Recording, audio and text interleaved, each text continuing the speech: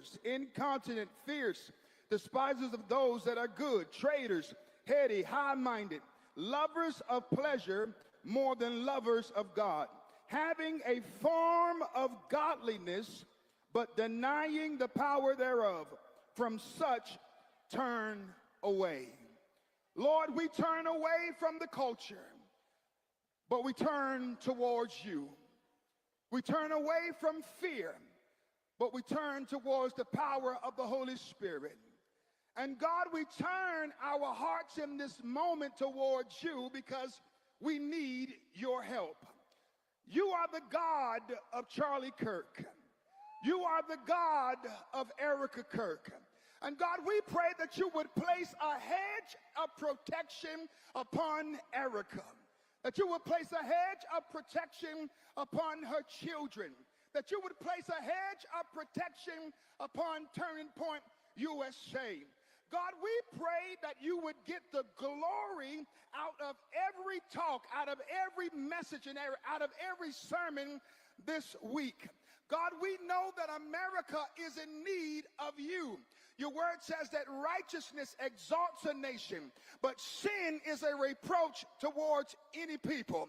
God, we turn towards you because we need your help. Lord, we want to pick up the microphone, but help us to pick up your word first. Help us to pick up the anointing first. Help us to pick up a relationship with you first, so that when we get the mic, we will know what you want us to say in a day like today. Lord, you are the God of Abraham, Isaac, and Jacob. Lord, you are the God that goes before us. And your word tells us to pray for the peace of Israel, for they will prosper that love thee. God, your word is right and your word is true. So our necks are set out tonight expecting you to do great and mighty things. And we give you honor because you are God, and that there's no name under heaven given among men whereby we must be saved. But at the name of Jesus, every knee shall bow, every tongue shall confess that Jesus is Lord. In Jesus' name we pray. Amen. Come on and help me lift up the name of Jesus on tonight.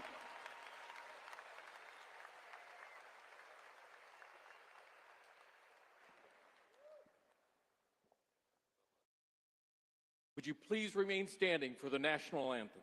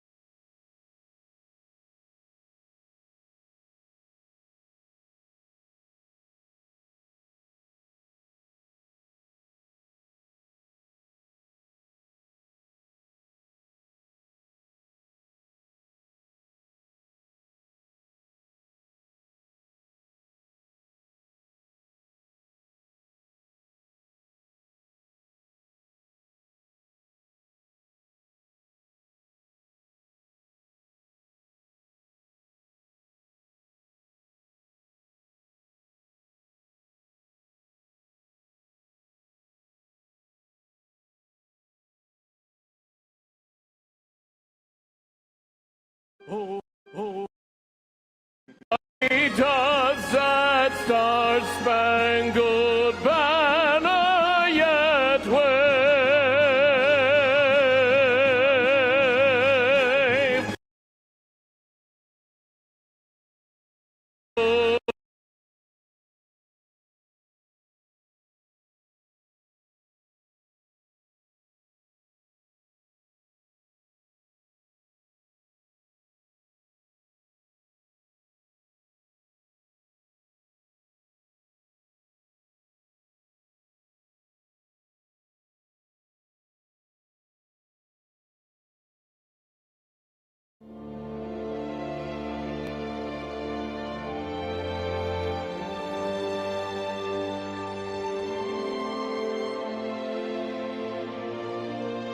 In life, you will realize the more rewarding thing to do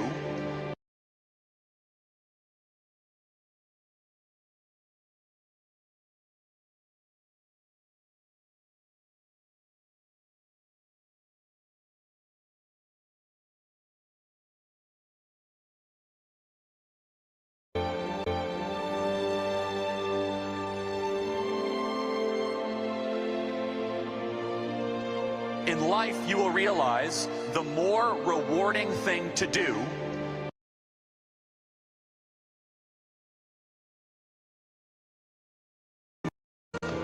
the difficult but the right path over the easy path is one that will reward you, your family, and this beautiful nation. He fell believing America was worth dying for. And for 250 years, our history has been written by those who stood firm against every force who swore to break this country.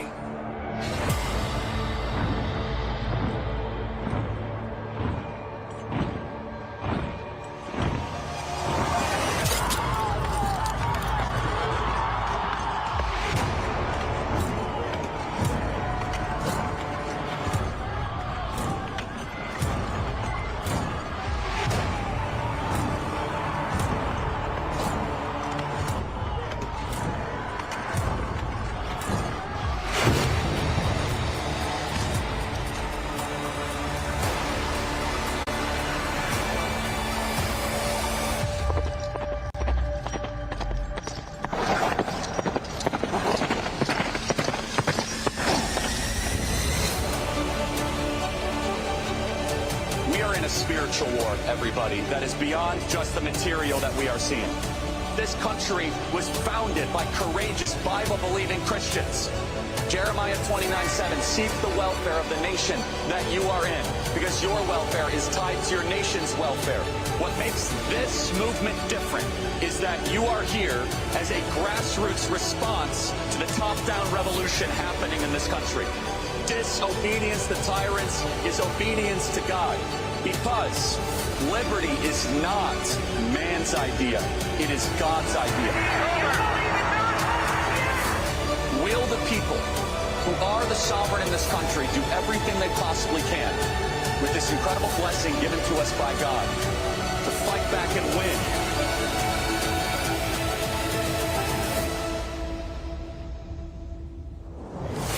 Where then is the road to peace? You and I have the courage to say to our enemies, there is a price we will not pay. There is a point beyond which they must not advance.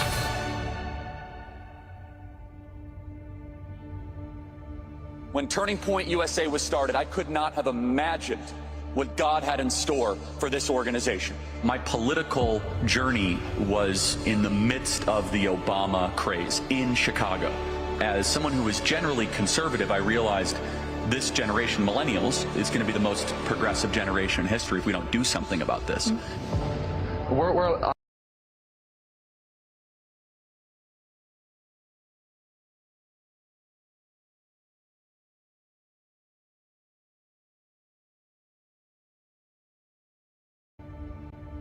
When Turning Point USA was started, I could not have imagined what God had in store for this organization. My political journey was in the midst of the Obama craze in Chicago. As someone who was generally conservative, I realized we speak with Charlie and for Charlie louder than ever. dies and his rule is over. The martyr dies and his rule has just begun. We should be thankful, not angry, to live in this country. Would you agree? We should be thankful. We should be kissing the ground and say we are the luckiest human beings ever to exist, that we are able to live in this country at this time. And yet I see that half our country seems upset. They seem angry that they're born in this country. America is the greatest country ever to exist, period, bar none. Is the greatest country ever to exist, right? 250 years of brave Americans have proven those words true. Ordinary people choosing sacrifice over comfort, duty over self. I want to honor God in all that I do. I want to be a great husband, a great father.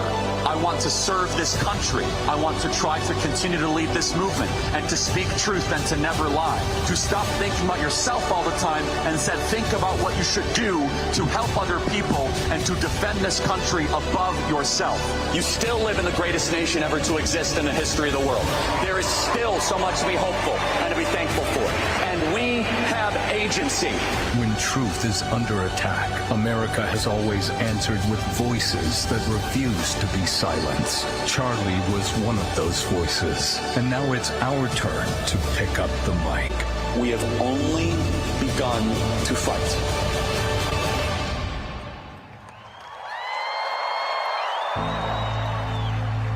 A lot of this could be done without me, and I believe that. I mean, from the high school department, the college department, let's make Turning Point so big that it can survive beyond just the founder.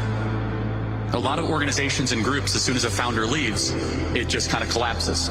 A lot of my job is not always in the day-to-day details. It's very much vision casting, very much driving success. But we have a great board, and God forbid if something happens, they'll figure it out. I appoint my wife to run Turning Point USA if something happens to me. Erica would do a great job. You are the heartbeat of this future and of this movement.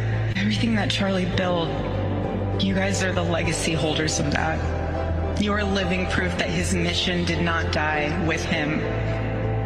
It lives through you. And Charlie always said the next generation will decide whether freedom endures.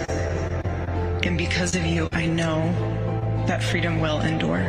The next speaker is a very, very special speaker, and she has had a heroic last year, and I believe she's the best mom in the world. She is my hero and the love of my life. Join me in welcoming Erica Kirk.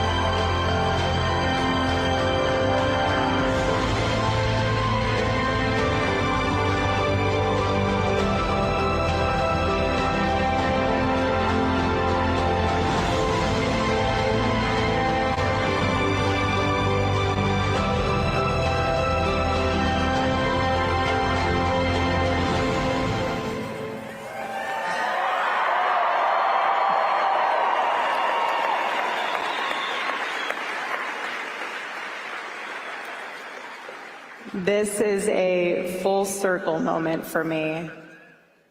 2 years ago, my husband stood on this stage and said, "Here I am, Lord, use me." And boy, did he.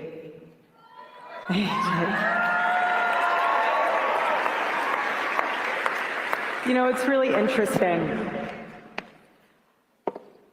The enemy has thrown a lot of curveballs at us today and this week and the past 3 months, and one of them is the fact that my entire speech has been wiped because my iPad won't even turn on, so that's a fun technical difficulty that we can figure out. So we're just going to wing it. We're just going to wing it. I was going to share with you stats. I was going to share with you all of the things that we have going on building. So I'm going to just start it off with this. So last year, Charlie, I'll rewind. AmFest is Charlie's Super Bowl. Thank you. These are the stats. I got the stats, no speech. So again, we're going to wing it. So AmFest last year, Charlie reminded me that this was his Super Bowl. And for those of you who are sitting in the back, my husband was very intentional about making sure he was in the back because he wanted to sit in what he considered maybe the worst seat in the arena. And he made it a point to listen to the whole intro video, every speaker video, and he would tell the team, louder, more bass, more noise. He would say, there's a treble and a bass knob. Turn the ones to make it right. So even if you feel like you're in the worst seat in the house, you're not, because Charlie's sitting in one of those. So you're in good company up there. But what's also very interesting is that when Charlie first and the team first came up with, since I don't have a speech, I might as well just walk around. When Charlie first came up with AmFest, he thought to himself, who would not love to celebrate America? So we're going to name it AmFest. And that's what he did. And I'll never forget, last year, we were blessed to have President Trump come and speak. And afterwards, Charlie turns to me, starts running. I'm like, where are you going?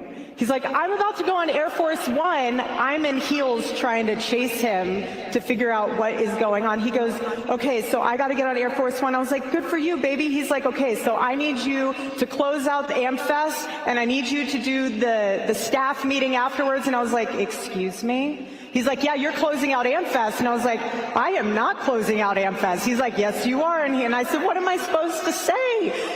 And he goes, you'll figure it out. That's why I married you. I was like, you always say that to me whenever we're in a position where we won't, like there's no script, there's nothing. He's like, baby, you'll figure it out. That's why I married you. So again, here we are. Right. So now we're opening AmFest. But what's so interesting and what I have learned so much within these past 3 months, again, the enemy. But he will never win. We know we're on the winning side. God is so good. So Charlie loved to share AmFest stats. So that's what we're going to do really quick. He would love for you guys to know that 80% of the attendees have never attended a TEEP USA event before. So thank you for everyone who is new. Welcome home. Turning Point USA is your home, and we're loving that you're here. 1/3 of the attendees are students. 50, yeah? We love our students. 54% are female attendees. Okay. We have 40 breakout sessions, 178 sponsors, all 50 states represented. We have 25 countries represented plus Puerto Rico, but I have the list here. Don't worry, guys, Egypt is not on the list. Don't worry about that. But, oh, how funny. I say Egypt and my iPad turns on. That's fun. Where were we? Okay. So anyways, the past 3 months I have learned a lot. You learn very quickly who is ready to go to war with you. You learn very quickly who thinks emotionally versus logically when you go through something as horrible that not only myself went through, but every single one of you in here that loved my husband. You find out who stays with you, who leaves. You find out a lot. You find out who's going to pray with you when there's no words left. And you also learn some unexpected things, like the fact that Joy Reid probably needs a really, really good hug. And honestly, I'm here for it if she needs it. I got a good hug for you. Good hug for you. I'll even touch the back of your head.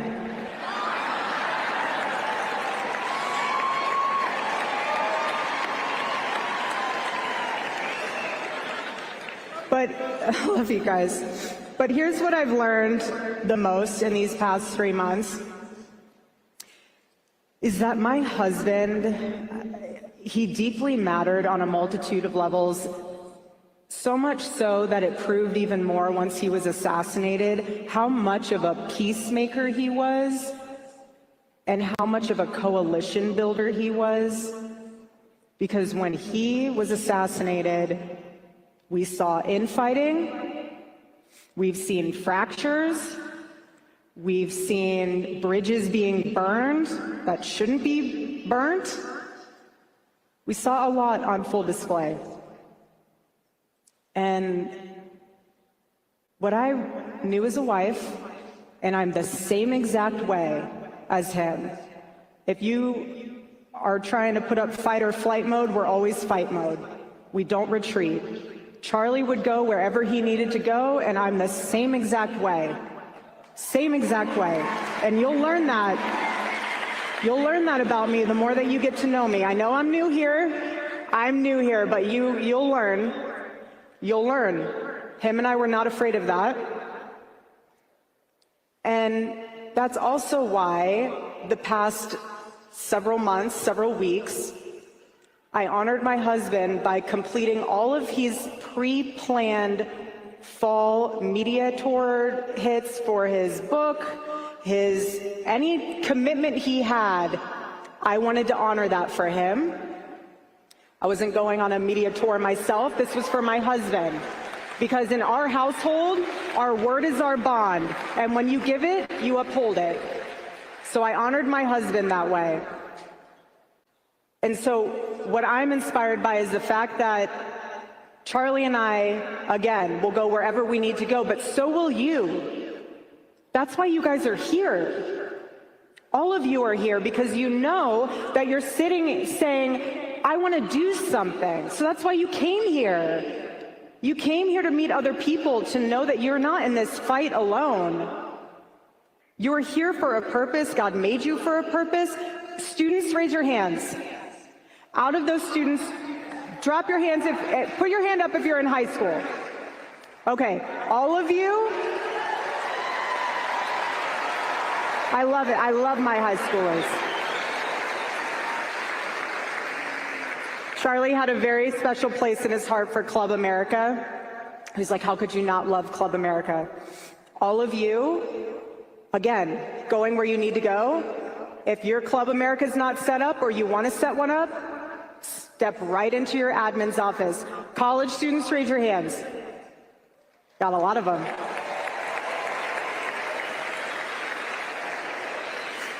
So where you got to be willing to go is on your campus. That means either starting a chapter, joining a chapter, maybe even one day putting up a tent in the quad. We're not afraid. For churchgoers, hold your pastor accountable for biblical citizenship. Okay? There are so many ways to get involved. That's why Charlie built Turning Point USA the way he did. He didn't care your race, your age, your background. If Charlie listened to every single person that told him, you're too young to make a difference, you don't have enough connections, you're not going to do it, he would have let that noise consume him, and he would not have built the machine that he has built today. So don't you dare let anyone tell you you're too young, you're not smart enough, and you're not connected enough. As long as you're a part of Turning Point USA, we will empower you and give whatever you need to be able to make that come to life. Okay?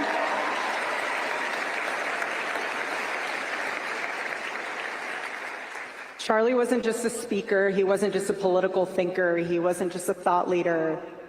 Again, he was a bridge, he was a pathway, he was a connection point to generations. He was a pathway and connection point to communication, to inner politics.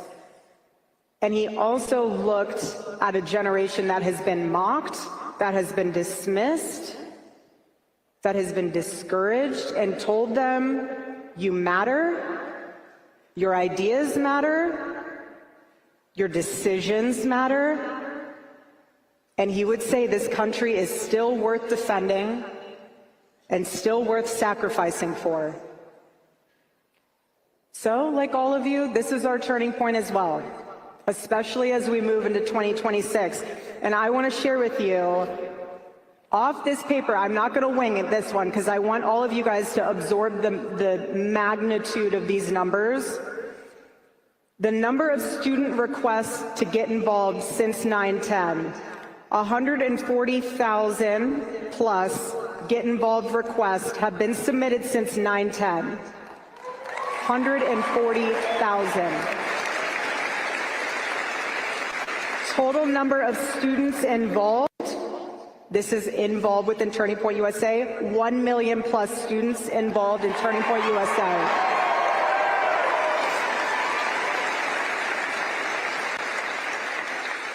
Current chapter numbers as of December 18th, 2025, 3,082 Club America chapters, 1,432 college chapters.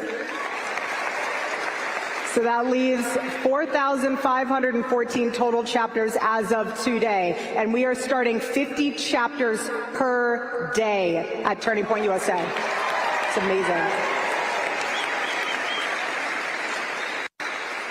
Something I also love right now is how we are getting some amazing state partnerships with Club America. I want to give a huge shout out to Oklahoma. Oklahoma's in the house. Florida. Okay. Indiana. Texas. Of course. And Tennessee. Another turning point for us for 2026 is the Make Heaven Crowded Tour, something I'm very excited about. For those of you who attended the memorial service, that revival is a slice of heaven that I'm going to make sure we take around this whole entire country. So we have different tour stops that are going to be coming up that I want you guys to be aware of. Feel free to take a picture whenever they put it up there. But if you're in any of these cities, we are bringing that to you. It's going to be amazing. God is so good. God is so good.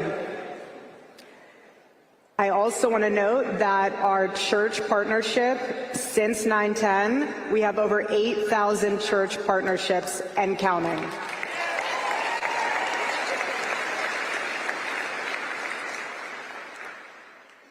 This one's very special to me.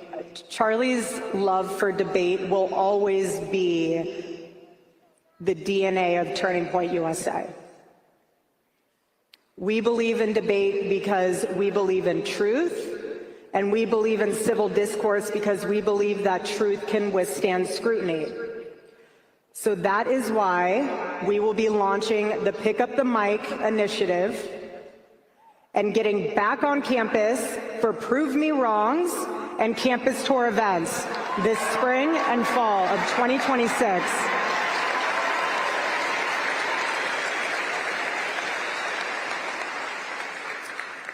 I'm also really excited about everything that we're doing at Turning Point Action.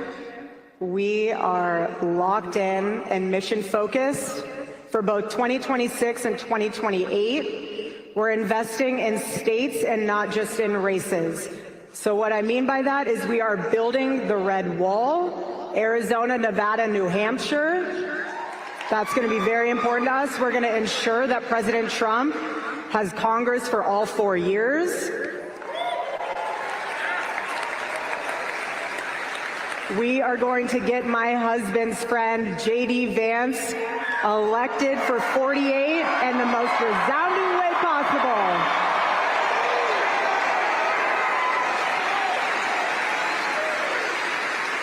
And for our hometown Arizona folks, you guys in the house, Arizona, Go bigs or go home is where we're at right now mentally. But my husband didn't build this movement so people could feel comfortable. He built this movement so people could feel brave and to be brave with action. So people could see on full display that when you stop talking to people, especially those that you disagree with, you are the one that actually becomes weaker. Let that sink in. So you may not agree with everyone on this stage this weekend, and that's okay. Welcome to America.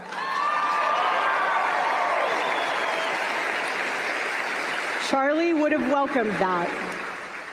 He believed disagreement was something not to be canceled. It was something to confront with clarity, courage, and grace. And Charlie loved truth way more than conformity. So this weekend for me personally is laced with nostalgia and it's laced with hope. But deeper than that, it's about carrying forward what Charlie built and ultimately what he gave his life for. And I've said it before and I'll say it again, the mission didn't end with Charlie's life. It's being lived out through each and every one of you in your own way. Again, it doesn't matter your age, doesn't matter your race, doesn't matter your background. AmFest is not about echo chambers. It's very important to know that because it's about sharpening one another. It's about digging deeper into ideas instead of retreating into slogans. And it's about remembering that freedom requires responsibility and truth requires courage. So my challenge to you this weekend is very simple. Don't just attend AmFest. Let it mark you. Let it stretch you. Let it challenge assumptions, strengthen convictions, and maybe even make you a little uncomfortable, because that's where growth happens, in those moments. Let it be another turning point in your life. Another moment where you decide not to drift, not to disengage, not to give into cynicism, but to stand up boldly, to be brave, to speak clearly, because that is how we are going to honor Charlie. We are going to honor him not just with words, but with action. So with that, welcome to AmFest.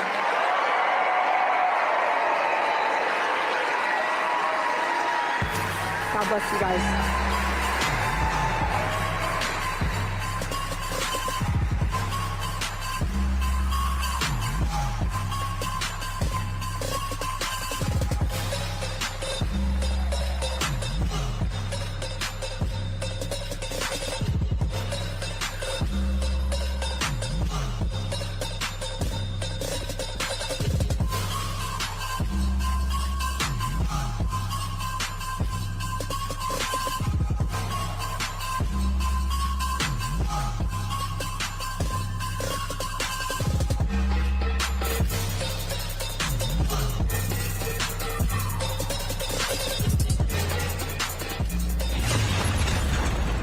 I couldn't be more excited to be here today. The golden age of America is just beginning. I really believe that America right now is between what I like to call the lions and the scavengers. Lions are people who want to build things, people who are productive. The scavengers believe that if you fail, it's probably somebody else's fault. Donald Trump and the American people are about to make our economy dynamic again. Free markets are merit. Free markets are justice. Free markets are innovation, and they are dynamism. How do we retain the momentum?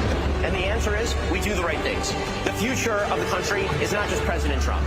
The future of the country is in this room. These young people here, it's the people who are in the audience. The future of the country is beginning right now. Ladies and gentlemen, Ben Shapiro.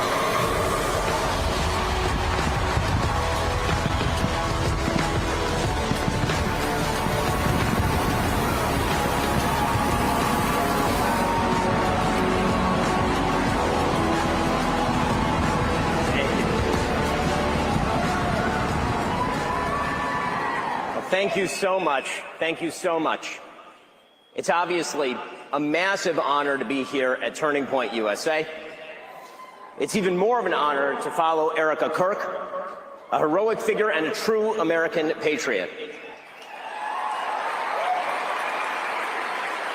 I really believe that the best way to judge the goodness of a man is to see the goodness of his wife and his children, and on that measure, Charlie was unsurpassed. Erica and her children are in all of our hearts. And of course, this is an incredibly bittersweet moment. It's absolutely bitter because of the murder of our friend Charlie Kirk, an irreplaceable human being. I knew Charlie from the time he was 18 years old, and I watched him build himself into one of the most powerful exponents of conservatism in America, one of the most powerful coalition builders in American history. But it's also sweet to see the number of people who continue to remember Charlie each and every day and to carry on his mission. Well, today, I want to talk about the future of the country. And the future of this country, this amazing country, relies on the future of the conservative movement. It relies on what TPUSA defines as its core mission: freedom, free markets, and limited government. And most of all, the future of this country relies on truth.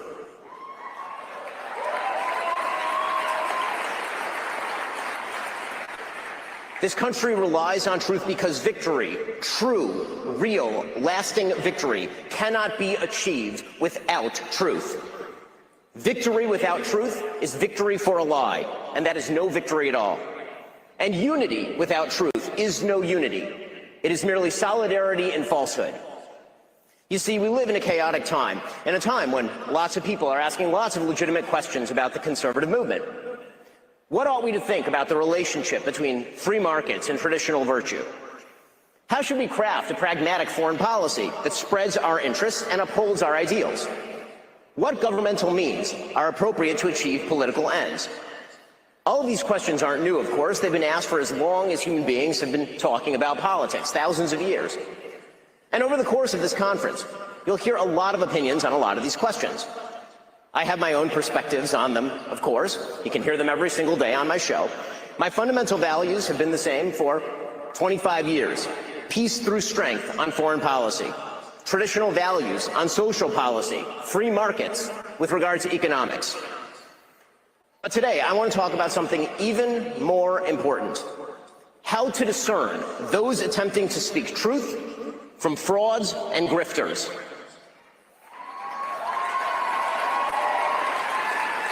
Because something is new. An informational environment rife with both opportunity and chaos. Opportunity because the legacy media gatekeepers are no longer in charge of what we see and what we hear. And chaos because an anarchic informational environment means we actually have to be smart in how we assess the information and arguments that we hear. Why does that matter? Well, because today the conservative movement is in serious danger. It is in danger, not just from a left that all too frequently excuses everything up to and including murder. The conservative movement is also in danger from charlatans who claim to speak in the name of principle, but actually traffic in conspiracism and dishonesty, who offer nothing but bile and despair, who seek to undermine fundamental principles of conservatism by championing enervation and grievance. These people are frauds, and they are grifters, and they do not deserve your time. And they are something worse than that, a danger to the only movement capable of stopping the left from wrecking the country wholesale. So today, I want to discuss 5 obligations that people who speak to you on matters of importance have to you. I want to speak to you about our duties. Our first duty is truth. We owe you the truth. That means we should not mislead you. It means we shouldn't hide the ball. We shouldn't be deliberately obscure about what we're telling you. We have an obligation to clarity and to honesty. This means that we actually have to be clear in the language that we use. We should not traffic in generality. We should not say things like, "they shot Charlie," without specifying whom we mean by they. The person who allegedly shot Charlie Kirk, and whom all the evidence points at, all of it, is a gay, trans-loving furry.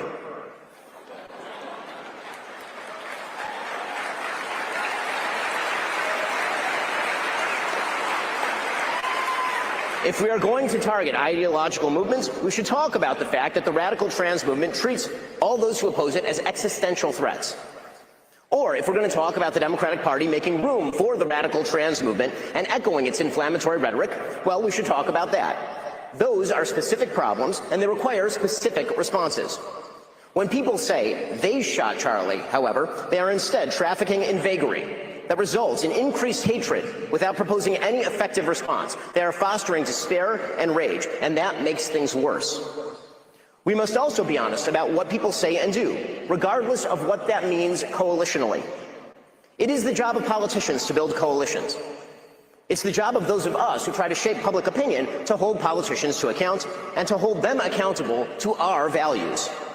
We must not let fear of audience deter us from telling the truth. We must not let fear of other hosts deter us from telling the truth. So, for example, if Candace Owens decides to spend every day since the murder of Charlie Kirk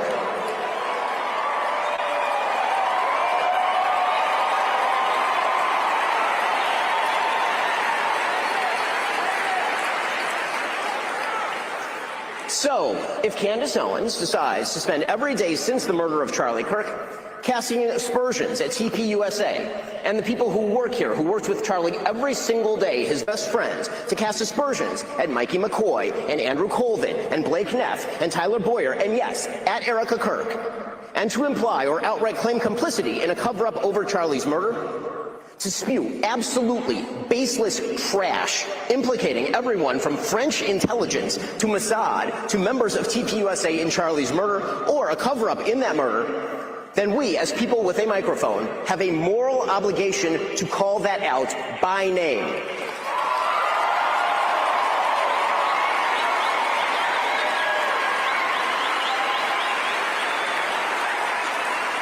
Erica Kirk and TPUSA never should have been put in the position to have to defend themselves against such specious and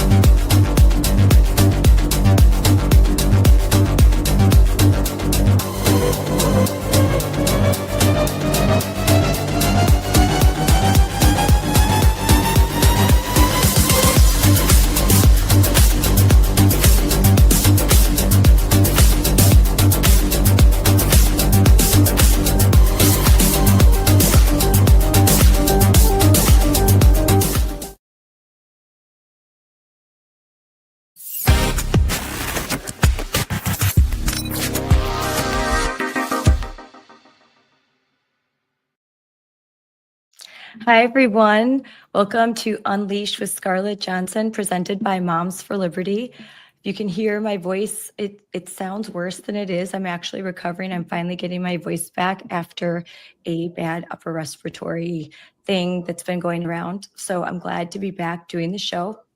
And today, I am honored to be joined by two of the most fearless constitutional law attorneys that we and Moms for Liberty have had the pleasure to work with.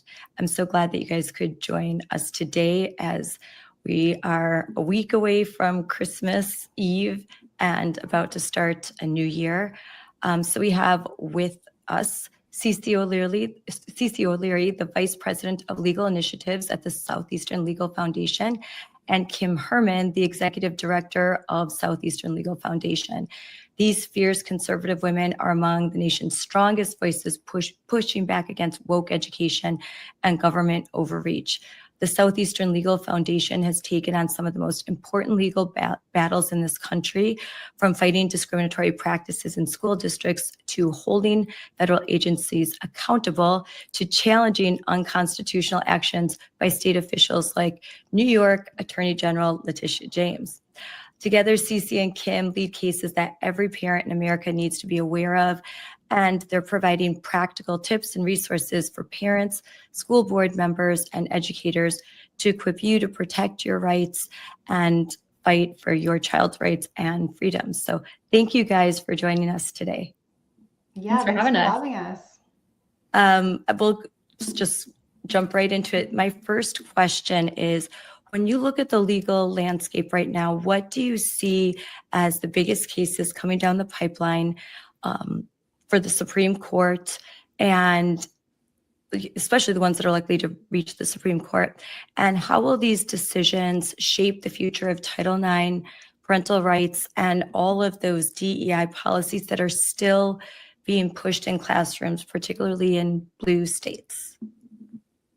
Yeah, I mean, I'll just jump in really quick and say, obviously, thank you for having us on today, and we're so happy to be able to partner and represent Moms for Liberty in some of these lawsuits. And across the board, one of the things that we're really seeing is parents willing to go on offense in all of these cases. And so as we kind of walk through some of the cases today, the important thing for everyone out there listening to know is that you don't have to wait for something bad to happen to you to be able to go into the courtroom and to use our judicial system.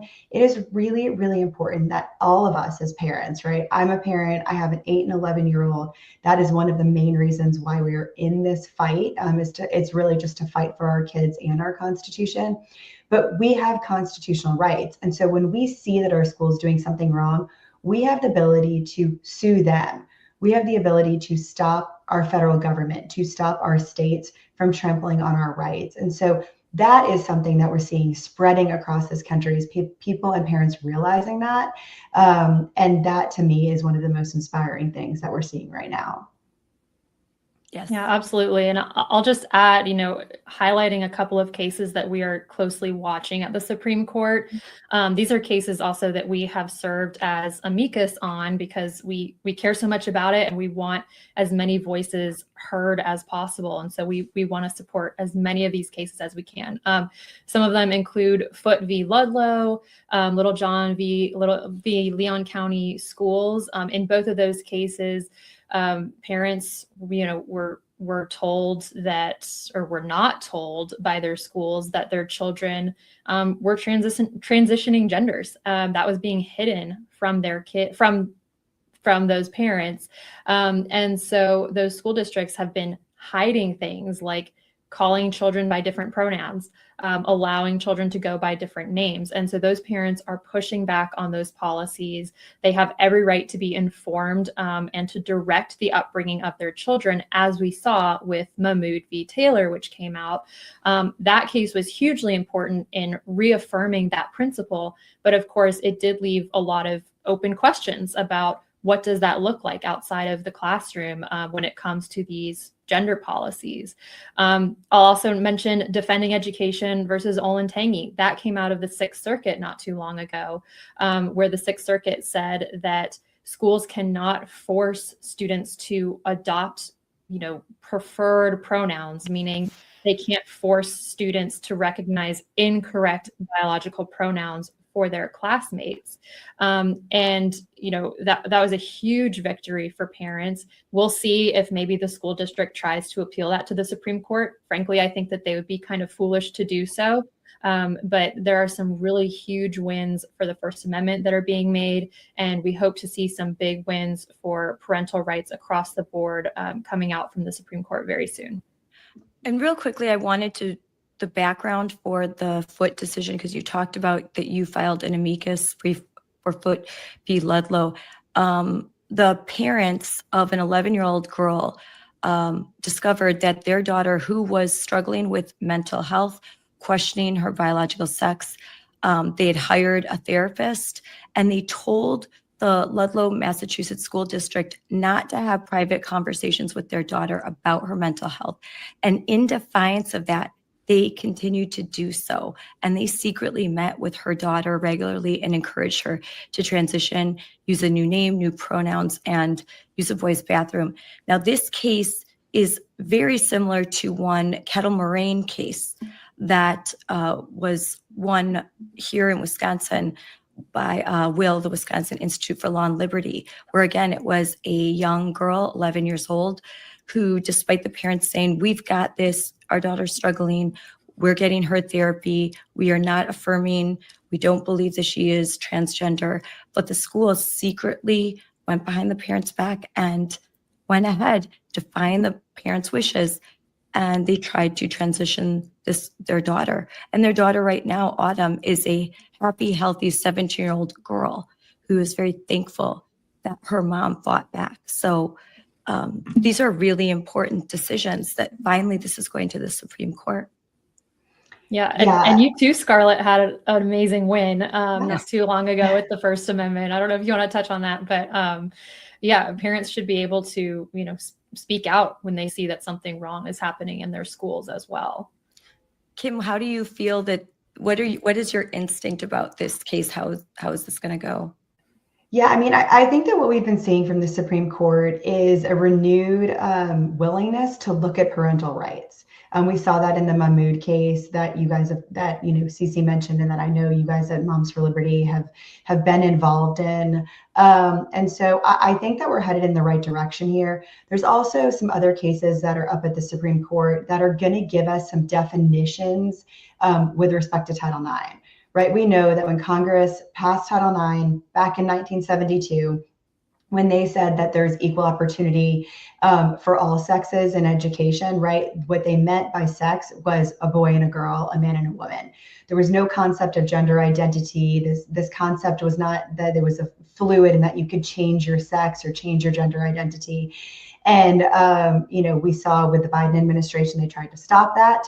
They tried to say that sex can be whatever you want and allow boys and girls bathrooms and boys and girls sports. We stopped that.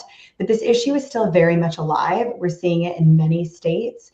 And the Supreme Court is finally going to look at this issue. And I have all of the confidence in the world now. I never know what they're going to do.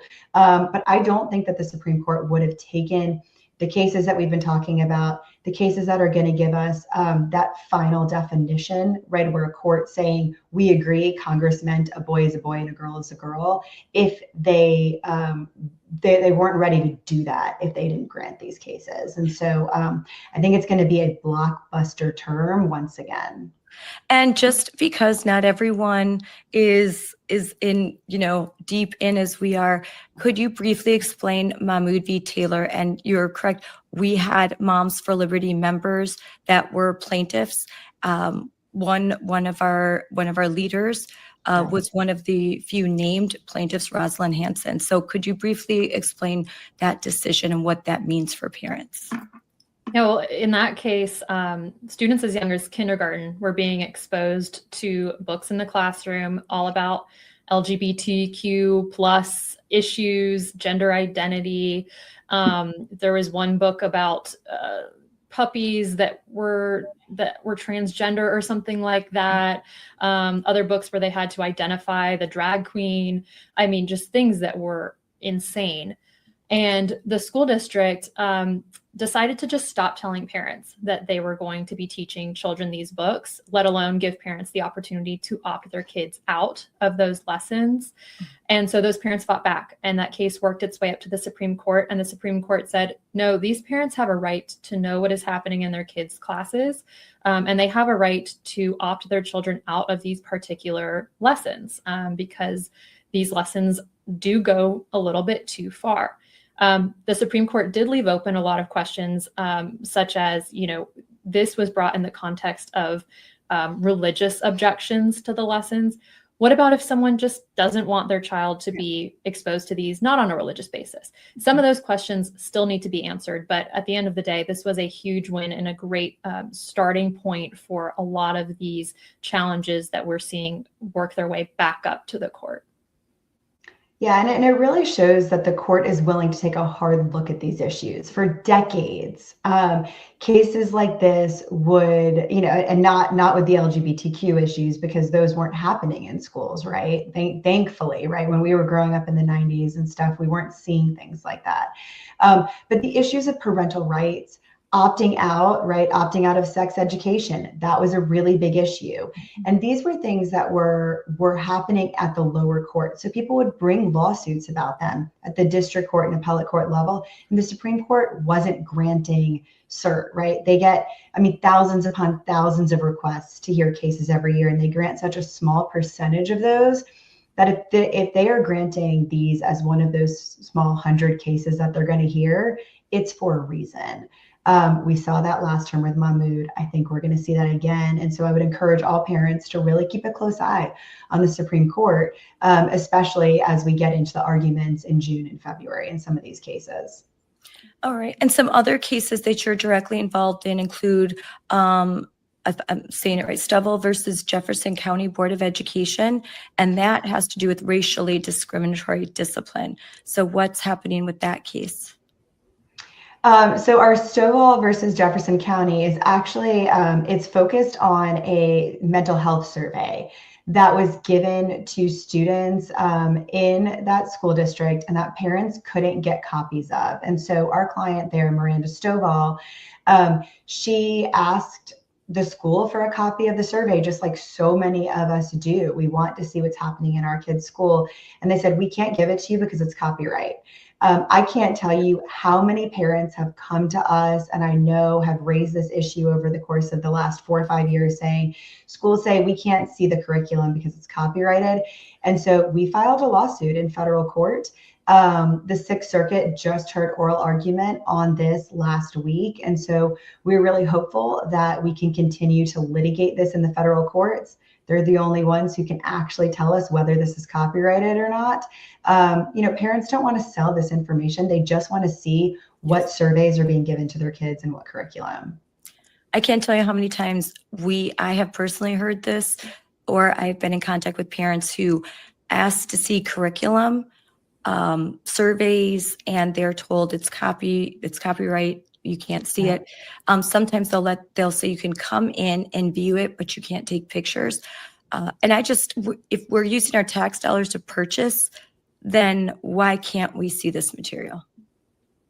Right. And parents don't want to go sell it, right? It's just a fair use. We all just want to know what's happening. And so, this is an issue that is complicated when you get into the legal nuances of it, but from a common sense perspective, it's actually quite easy to understand. And so, we would also say these cases need to be brought. And so we're really proud to represent Ms. Stovall in this case. And we hope that if other parents come across this issue and they want to stand up for it, that they know that we at Southeastern Legal Foundation are here to help them do that, because we need to be suing on this issue throughout the country. Yes, 100%. And now on the collegiate level, you just issued a demand letter because the University of North Georgia has policies that conflict with federal law. What's happening there? Because I have kids that are in college too. I'm really concerned about what's happening on college campuses. Yeah, well, as everyone by now is well aware, President Biden tried to completely gut Title IX when he was in office by changing the definition of sex from biological male or female to include gender identity. We fought back representing Moms for Liberty. We won a huge injunction. It stopped the rule from going into effect in schools in all 50 states. And we represented both Moms for Liberty and Young America's Foundation. So our preliminary injunction applied to both college students and K through 12 students. Now, unfortunately, even though we have this courtroom victory and there were a lot of other courts that came out and said, no, this rule is unconstitutional, a lot of schools and a lot of states either don't know that those court rulings came out or they don't care. And so a lot of them are not complying with these federal court orders. So here in our backyard at the University of North Georgia, they have a Title IX policy on the books, an anti-harassment policy that basically says you can't harass somebody, you can't hurt somebody's feelings based on how they identify. That violates those court orders. It violates Title IX as it was written by Congress. It violates executive orders. And so we issued a demand letter putting the university on notice that it was potentially violating students' freedom of speech because they couldn't say, a boy is a boy and a girl is a girl under that policy. And we're proud to say that the university did change its policies online. It removed the language that we had raised. And so now they are in compliance with federal law. That's great. And I do have to shout out, because I can't count how many conversations I had with Kim over the summer of 2024 when we had that miraculous win. That injunction, I remember exactly when it came down, because I was driving with my family to celebrate 4th of July, and I ended up spending the whole night sending out emails trying to get saying because every school district that had there's a child that was a child of a mom who's in Moms for Liberty. Well, that school had this ability to basically not have to comply with the Biden overhaul, and explaining this, understanding this. And then we had to list all the school districts and send them and get them, and do this all in just the right way, just the legal way.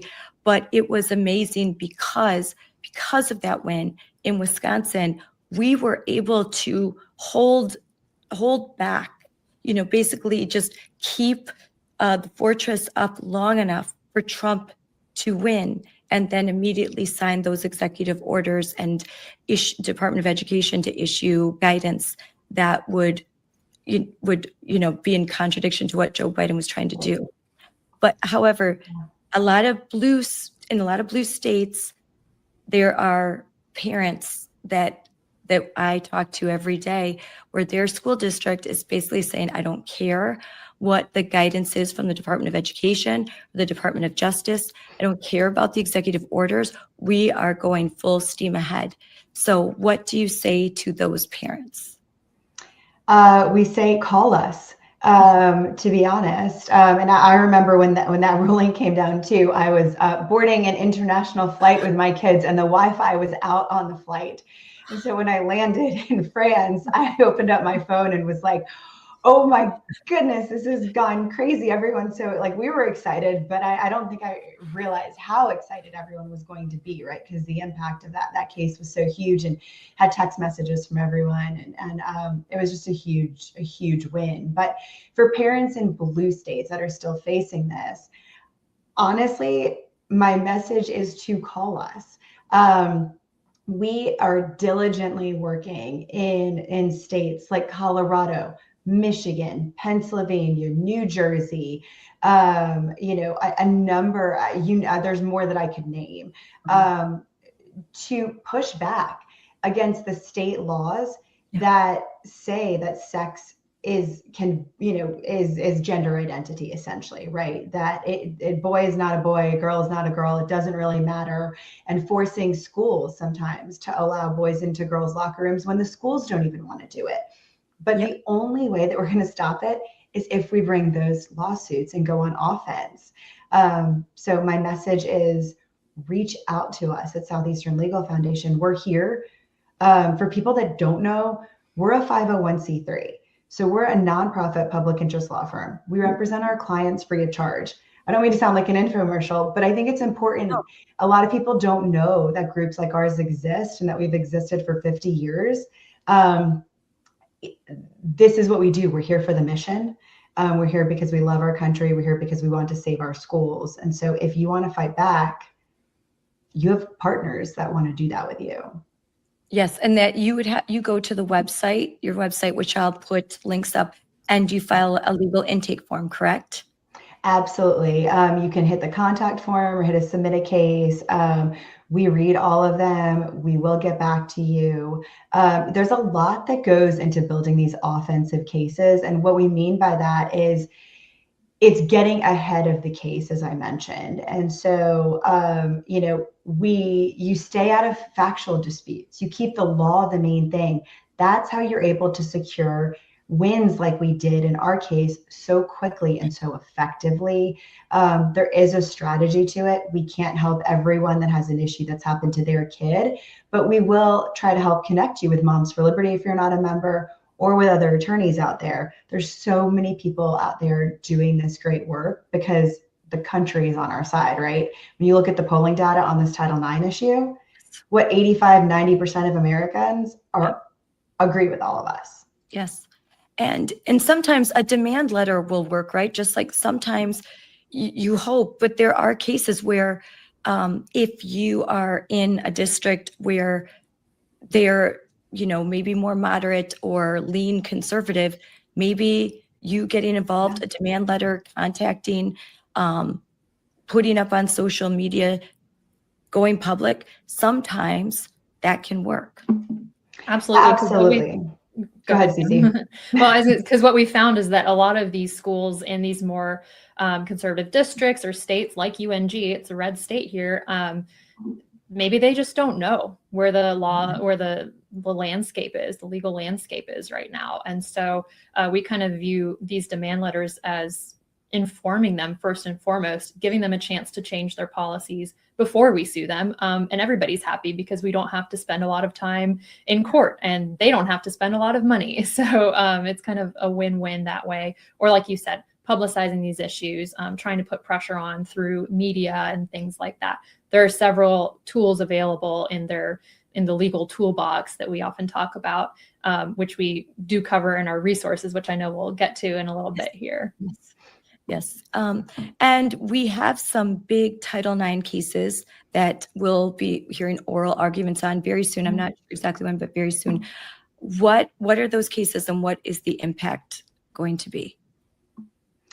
Yeah, I mean, the impact is going to be that we'll have a court, right? We'll have the Supreme Court weighing in on the definitions in Title IX. And so it will take away the ability of states to change the definition of sex to be whatever they want. It will no longer be able to be, say, a subjective standard like we see in states like Wisconsin or states like New York or California.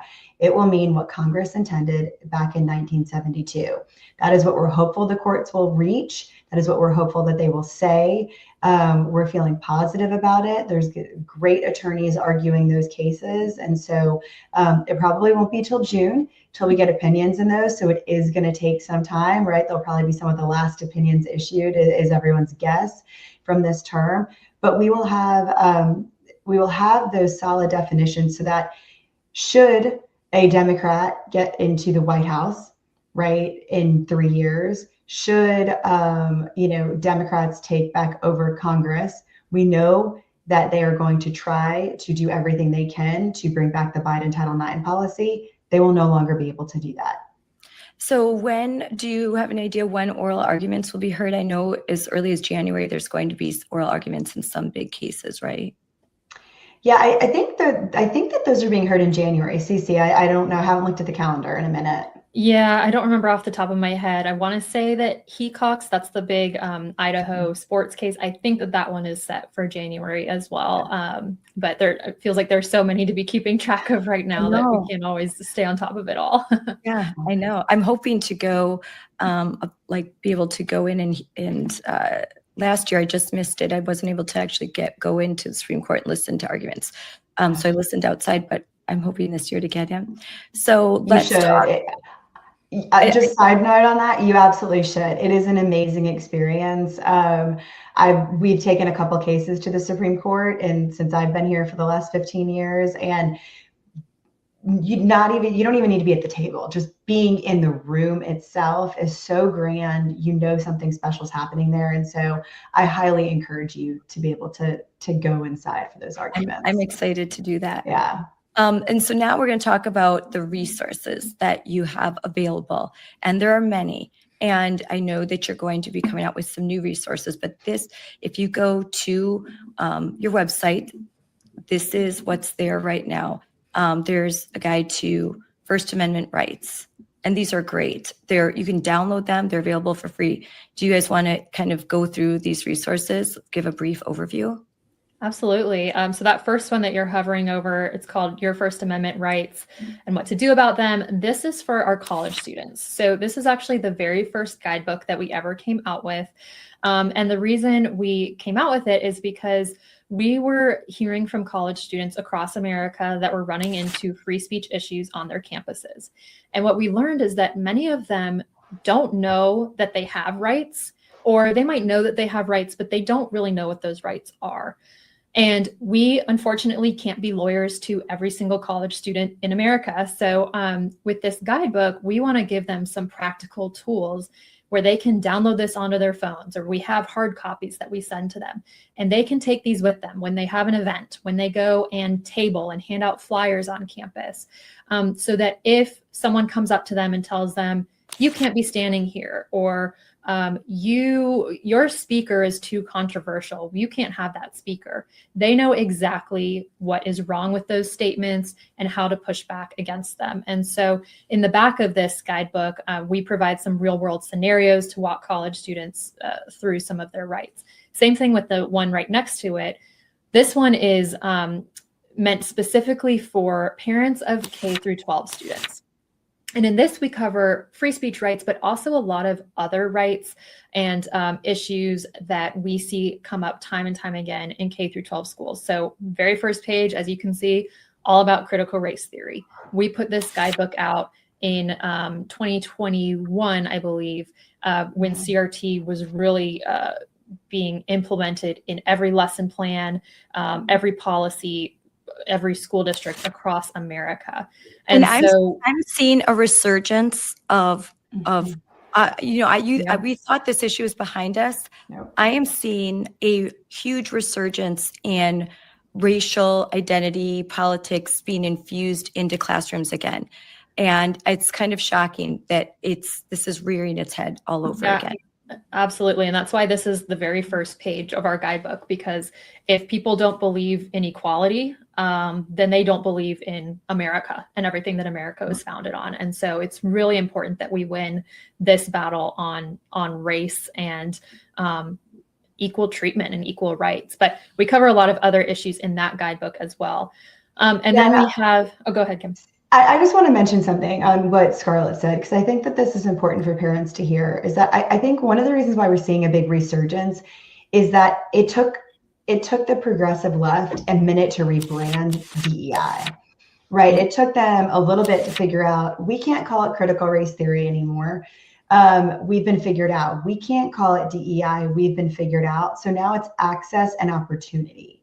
That's what we're seeing. And so, you can open records request your school district's access and opportunity department, and I will guarantee you that it will be all of the exact same people employed in that were employed in their DEI and any other department that they called it. And so we've been calling this out to the U.S. Department of Education.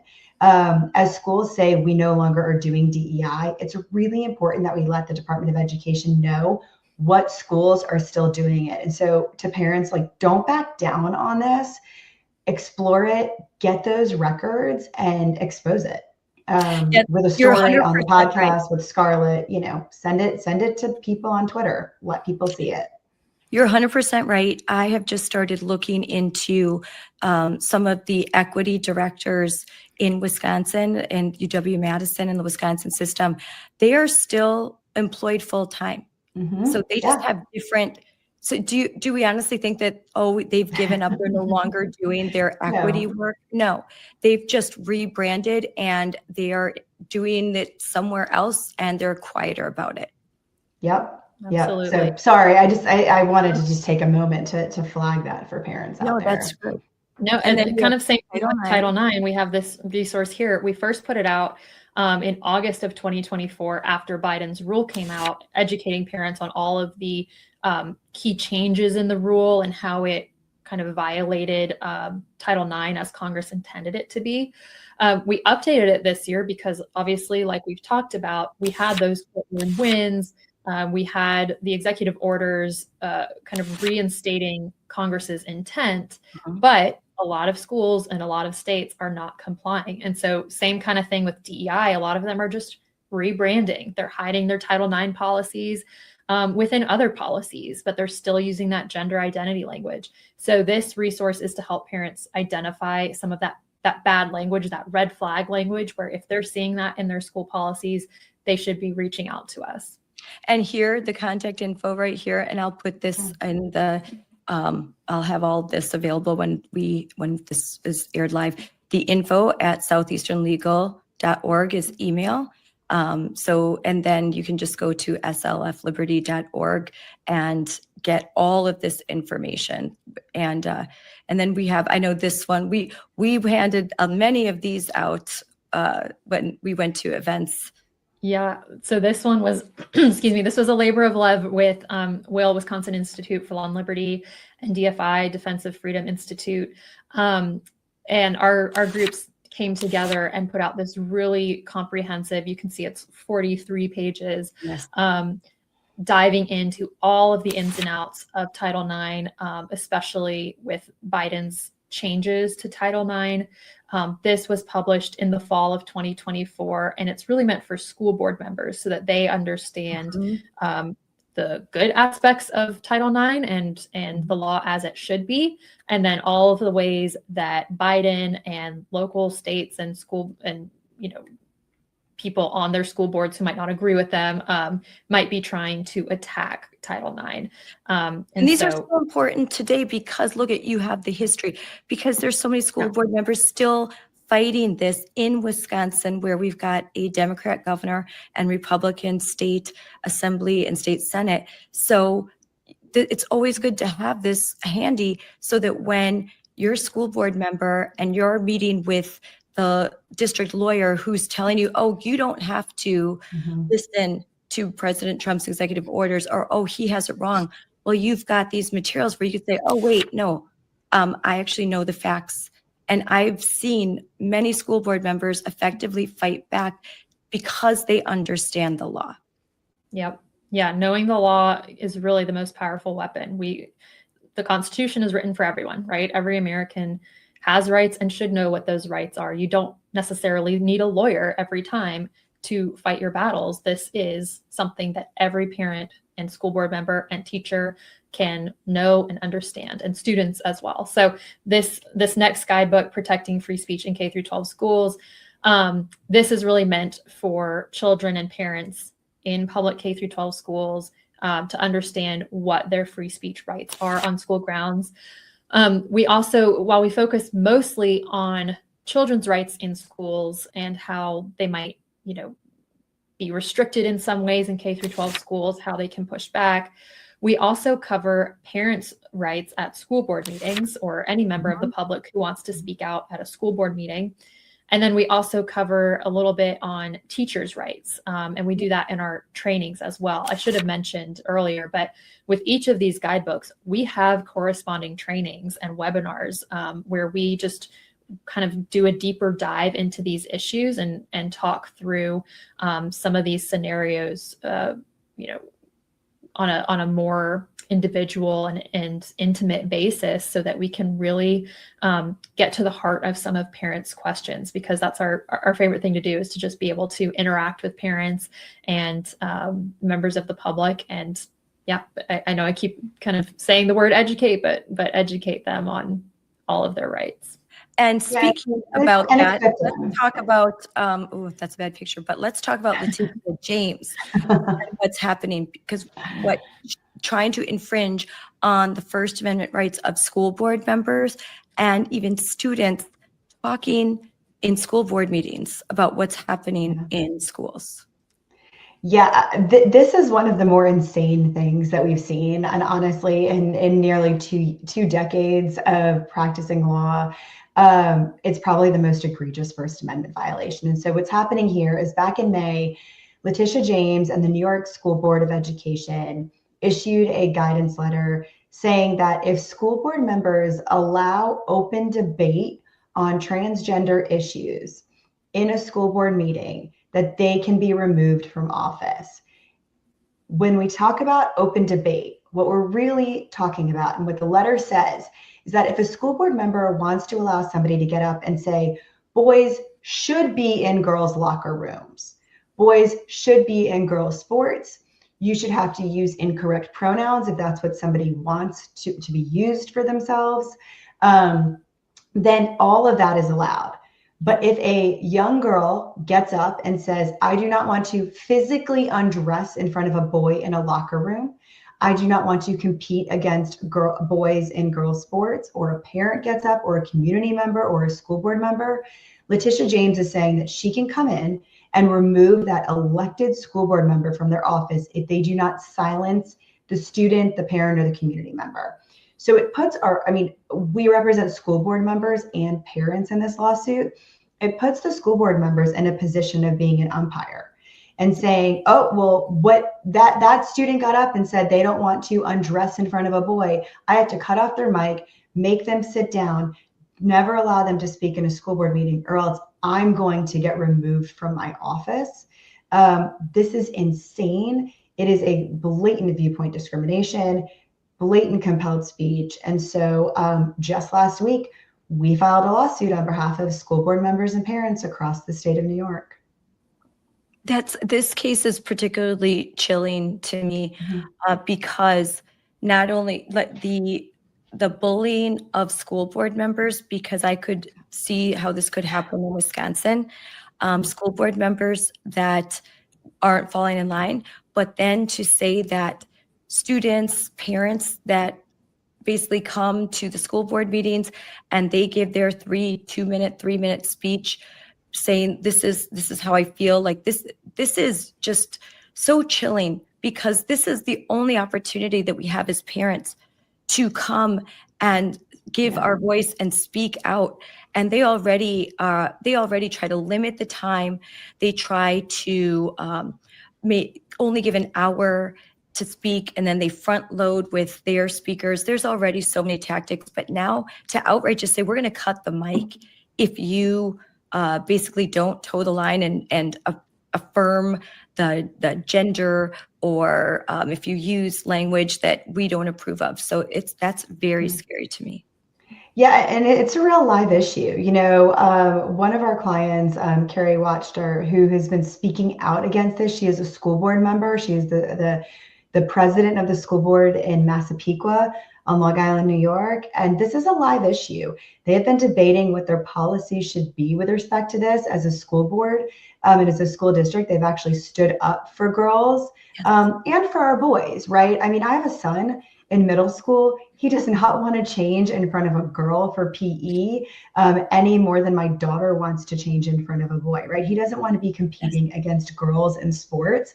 Lord knows he wouldn't be able to, you know, he plays lacrosse and contact sports. He wouldn't be able to do anything in those sports, right, with what we've taught him. And so this is really insane. But we have school board members who don't want to silence parents.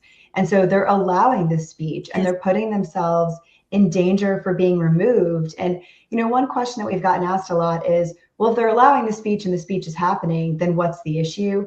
Well, before this guidance even came out, the New York School Board of Education and Letitia James tried to remove other school board members for allowing this type of speech, right? They took disciplinary action against school board members before they even had this guidance letter. And so the fear here is very, very real. And the state of New York is not going to be the only one. If this can stand there, like you said, it's coming to Wisconsin. It's coming to California. I'll just add a lot of these New York Education Department officials are unelected. And so what they're trying to do is come in and remove elected officials from school boards. These people were elected to be the voice for their constituents, and these unelected bureaucrats are trying to remove them from office. It is so undemocratic. It's so un-American. It's really chilling, like you said, Scarlett. That's a really good point, that unelected administrators removing elected officials. And this New York school board is doing the right thing. They are following the law. They are following the guidance issued by the Department of Education, Department of Justice, executive orders. And they already are being sued, right, by, was it an ACLU group for taking that bold stand in New York. So they're just under fire. And so that's pretty cool, pretty powerful that they continue to keep standing when it's tough. So I'm really happy. Yeah, I mean, we're really hopeful that we'll have a good resolution there. The law, like we said, the law is on our side. This is un-American. The support for the case has been overwhelming. To be perfectly honest, we thought it would resonate, but I don't know if we realized just how many people in New York wanted to take a stand against Letitia James and her overreach here, and how fearful school board members and parents across the country are that this could come to their state. And so this is a really, really important case, and we're really just proud to be part of it.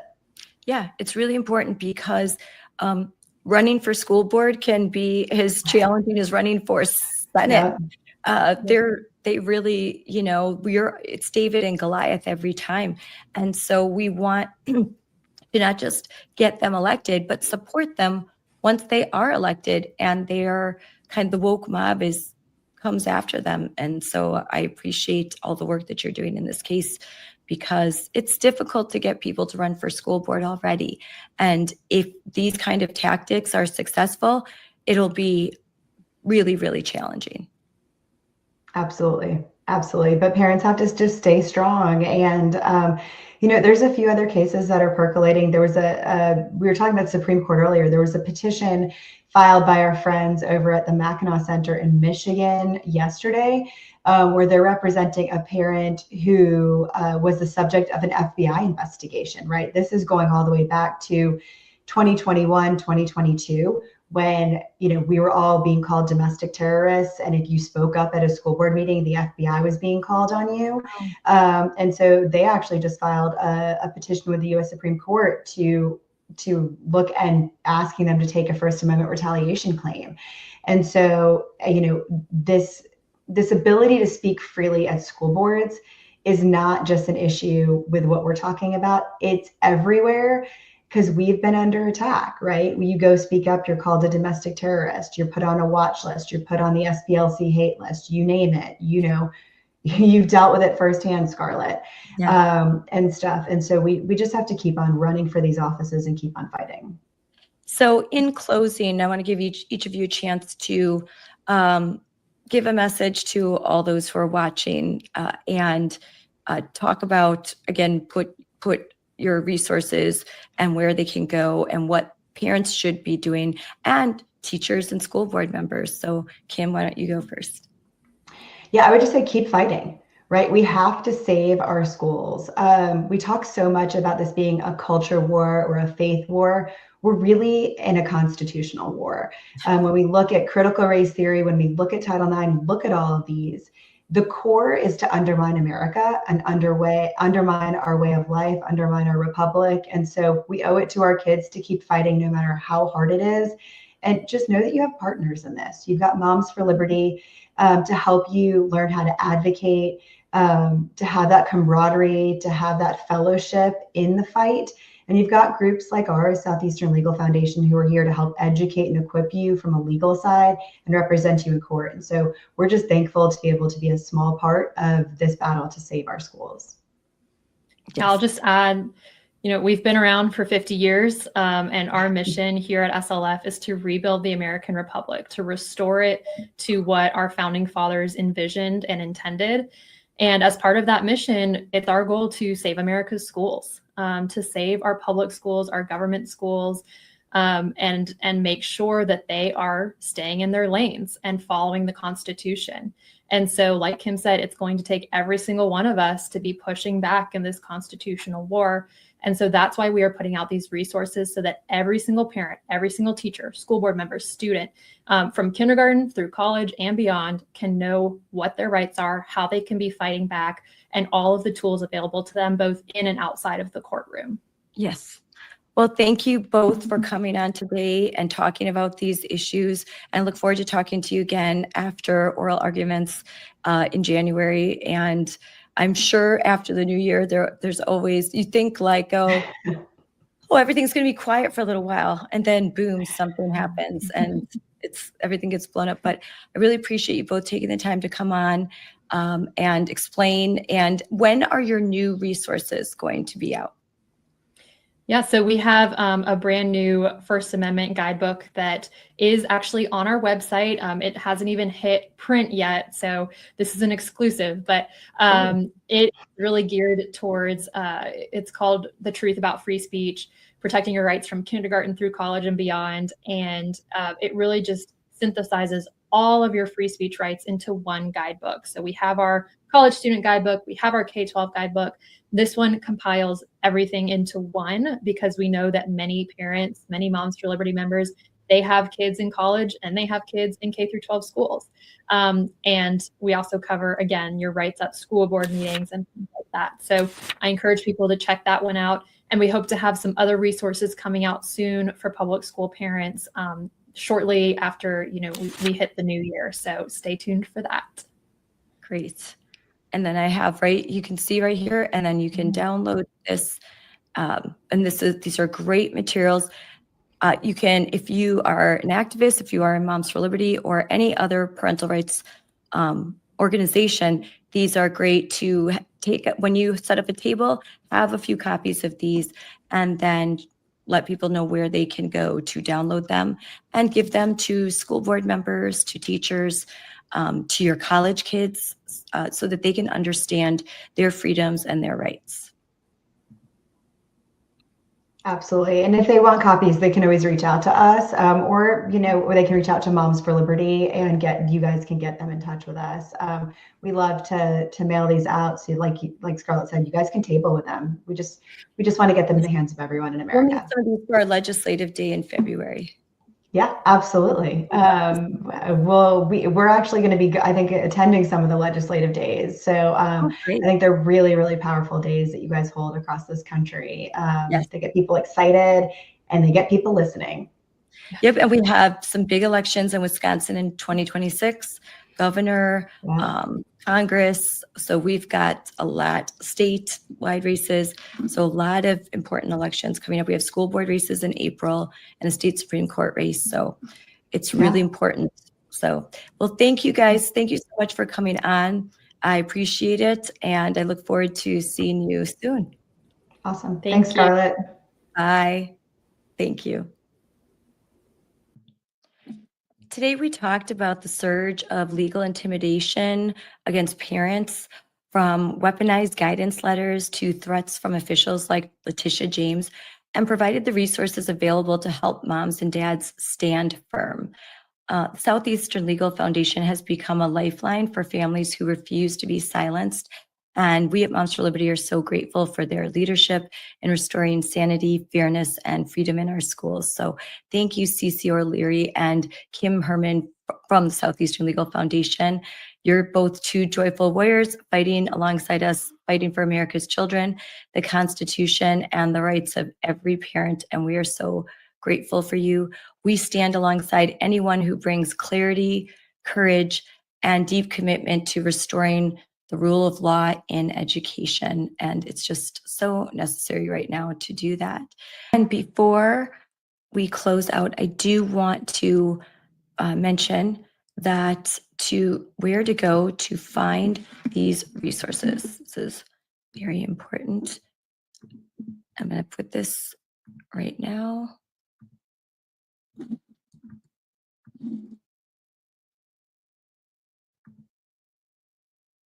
All right. So here is where you go, just slfliberty.org, and then resources. So you can go straight to their website. All the materials are there.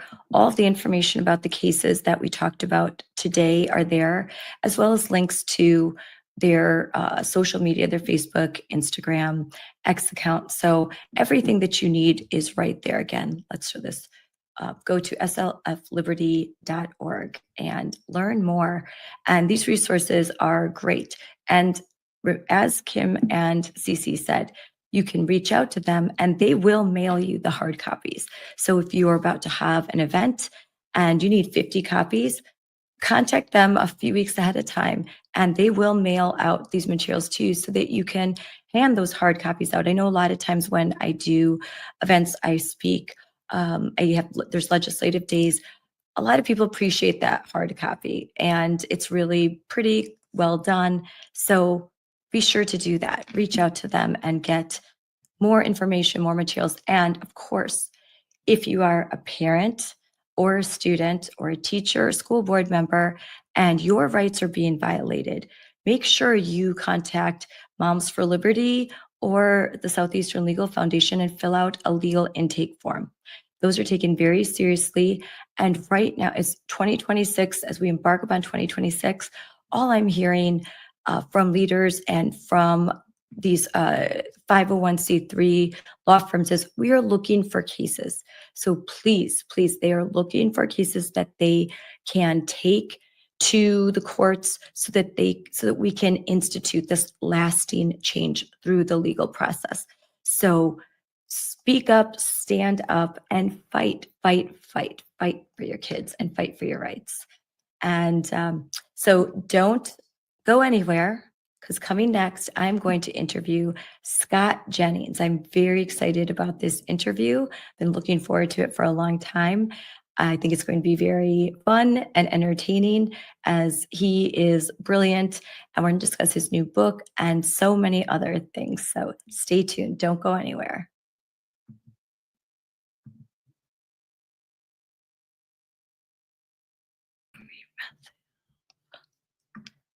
Hey, everyone. I'm trying to get this a little clearer. I've got a new camera and it's really great, but I'm learning the settings, and so it feels like it looks a little blurry. So I'll correct that a little bit. You know what they said, this would be funny. Put your hand up and then back away, and that's supposed to help. I think, did that help? I think it did, maybe a little bit. All right. Yeah. So unfortunately, Scott Jennings had to reschedule because he has a commitment with CNN. And there was just a big announcement. He is going to be now a regular on the Charlie Kirk Show. So I'm really excited to talk to him about that. And we do have, so we do have a date set. It's going to be December 29th that I will be recording. So trying to get this out before the new year. I'm just super excited to talk to Scott Jennings. I have actually been reading this book almost through, and it's really, really good. A lot of powerful statements. I think it's tremendous, and I actually bought one for my husband for Christmas too. So I'm earmarking a lot of places in this book that I think are really good, where he's made some really, really good statements. So I was going to talk a little bit more, but I need to fix this. This is a very blurry image. So I'm going to go right to putting up the what took place today in DC, Health and Human Services, huge announcement. And I'm very excited about it. And please forgive the voice. Some people really like it, but I had a double ear infection, a sinus infection, pneumonia, like at the works. It was like, boom, mom had to take a break. God was like, since you haven't been resting, you've been, burning the candle at both ends. I finally got like kapow. So I do feel much, much better. I'm not 100%, but I have not yet managed to get my voice back. Anyone has any home remedies, let me know. Probably to slow down and rest, but that is quite impossible as it is nearly Christmas and I've got just about a gabillion things to do. I had a huge Christmas party, which was amazing, and I've got several more to go. So I'm going to fix the camera real fast. And while I'm doing that, we're going to start watching what happened today. I wanted to make some comments as we watch this, but let's just get it on stage so I can do some work. Congressman John Joyce, Congresswoman Diana Harshberger, Congressman Bob Onder, Congressman Robert Aderholt, Congressman Dan Crenshaw, Congressman Tim Walberg, Indiana Attorney General Todd Rokita, Texas Attorney General Ken Paxton, Deputy Secretary Jim O'Neill, Administrator Mehmet Oz, Director Jay Bhattacharya, Commissioner Marty McCary, and Admiral Brian Christine. And a special thanks to Chloe Cole for being with us today to bravely share her odyssey. Doctors assume a solemn obligation to protect children. Yet doctors across the country now provide needless and irreversible sex-rejecting procedures that violate their sacred Hippocratic oath by endangering the very lives that they are sworn to safeguard. The American Medical Association, the American Academy of Pediatrics, peddled the lie that chemical and surgical sex-rejecting procedures could be good for children who suffer from gender dysphoria. They betrayed the estimated 300,000 American youth ages 13 to 17, conditioned to believe that sex can be changed.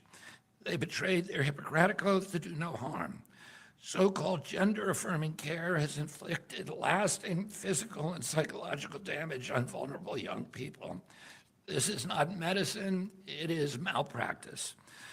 We're done with junk science driven by ideological pursuits, not the well-being of children.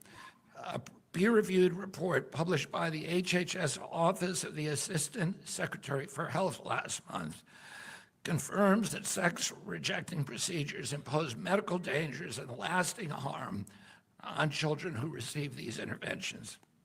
So today we are taking 6 decisive actions, guided by gold standard science and the week 1 executive order from President Trump to protect children from chemical and surgical mutilation. This morning I signed a declaration: sex-rejecting procedures are neither safe nor effective treatment for children with gender dysphoria.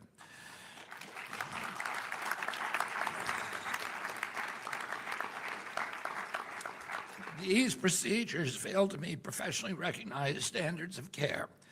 Medical professionals or entities providing sex-rejecting procedures to children are out of compliance with these standards of health care. This declaration is a clear directive to providers to follow the science and the overwhelming body of evidence that these procedures hurt, not help, children. Additionally, CMS is proposing 2 new rules. The first rule will bar hospitals that participate in Medicare and Medicaid, which is almost every hospital, from performing these dangerous and harmful procedures. The second rule prohibits the federal Medicaid dollars from funding the sex-rejecting procedures on minors.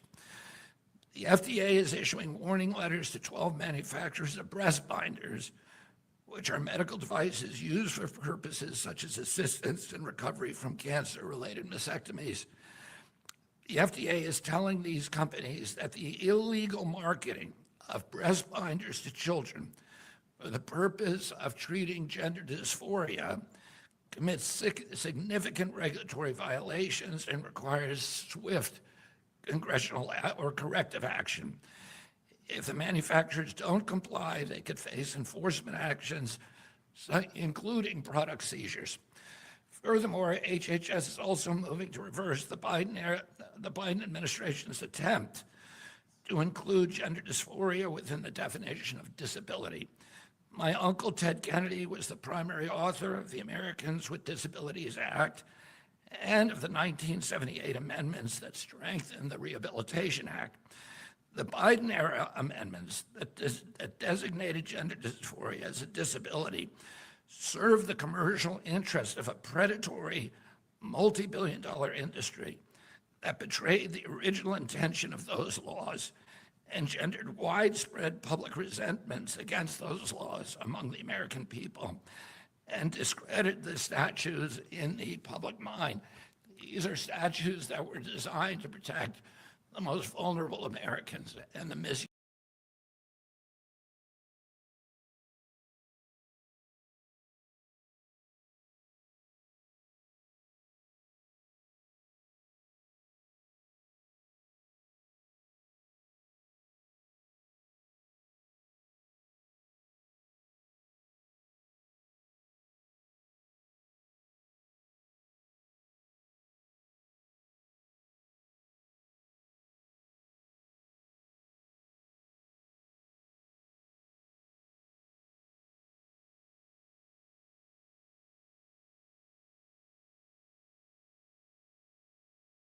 superb document created a foundation among the American people and discredit the statutes in the public mind.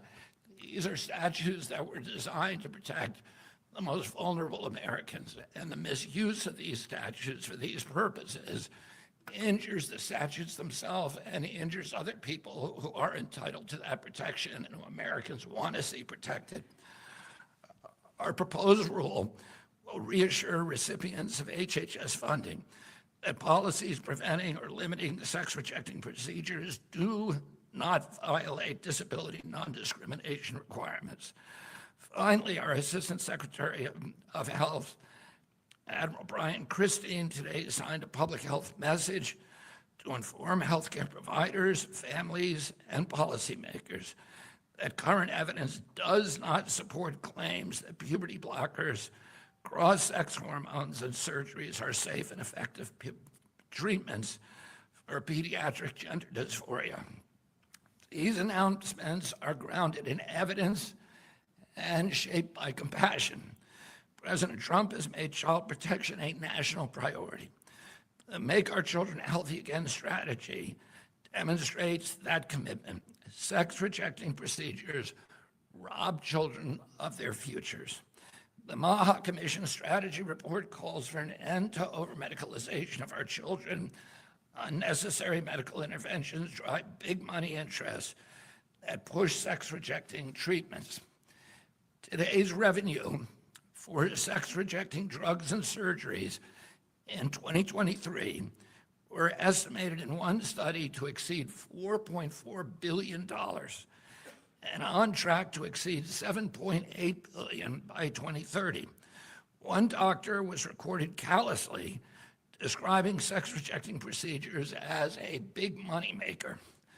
Hospitals rake in millions of dollars by convincing boys and girls that a lifetime of off-label prescriptions for estrogen and testosterone blockers, chest reconstruction surgeries, and more are the only way to achieve true happiness and belonging in life. It's wrong. The Trump administration will not stand by while ideology, misinformation, and propaganda push vulnerable young people into decisions they cannot fully understand and that they can never reverse.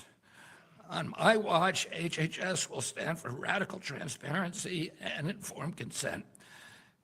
We follow the evidence, we employ gold standard science, we honor the moral obligation to do no harm. There is divine worth in every person, and it shines most brightly in our children. That worth commands us to protect them. And as long as I serve as HHS Secretary, this agency will do so. Thank you all very, very much.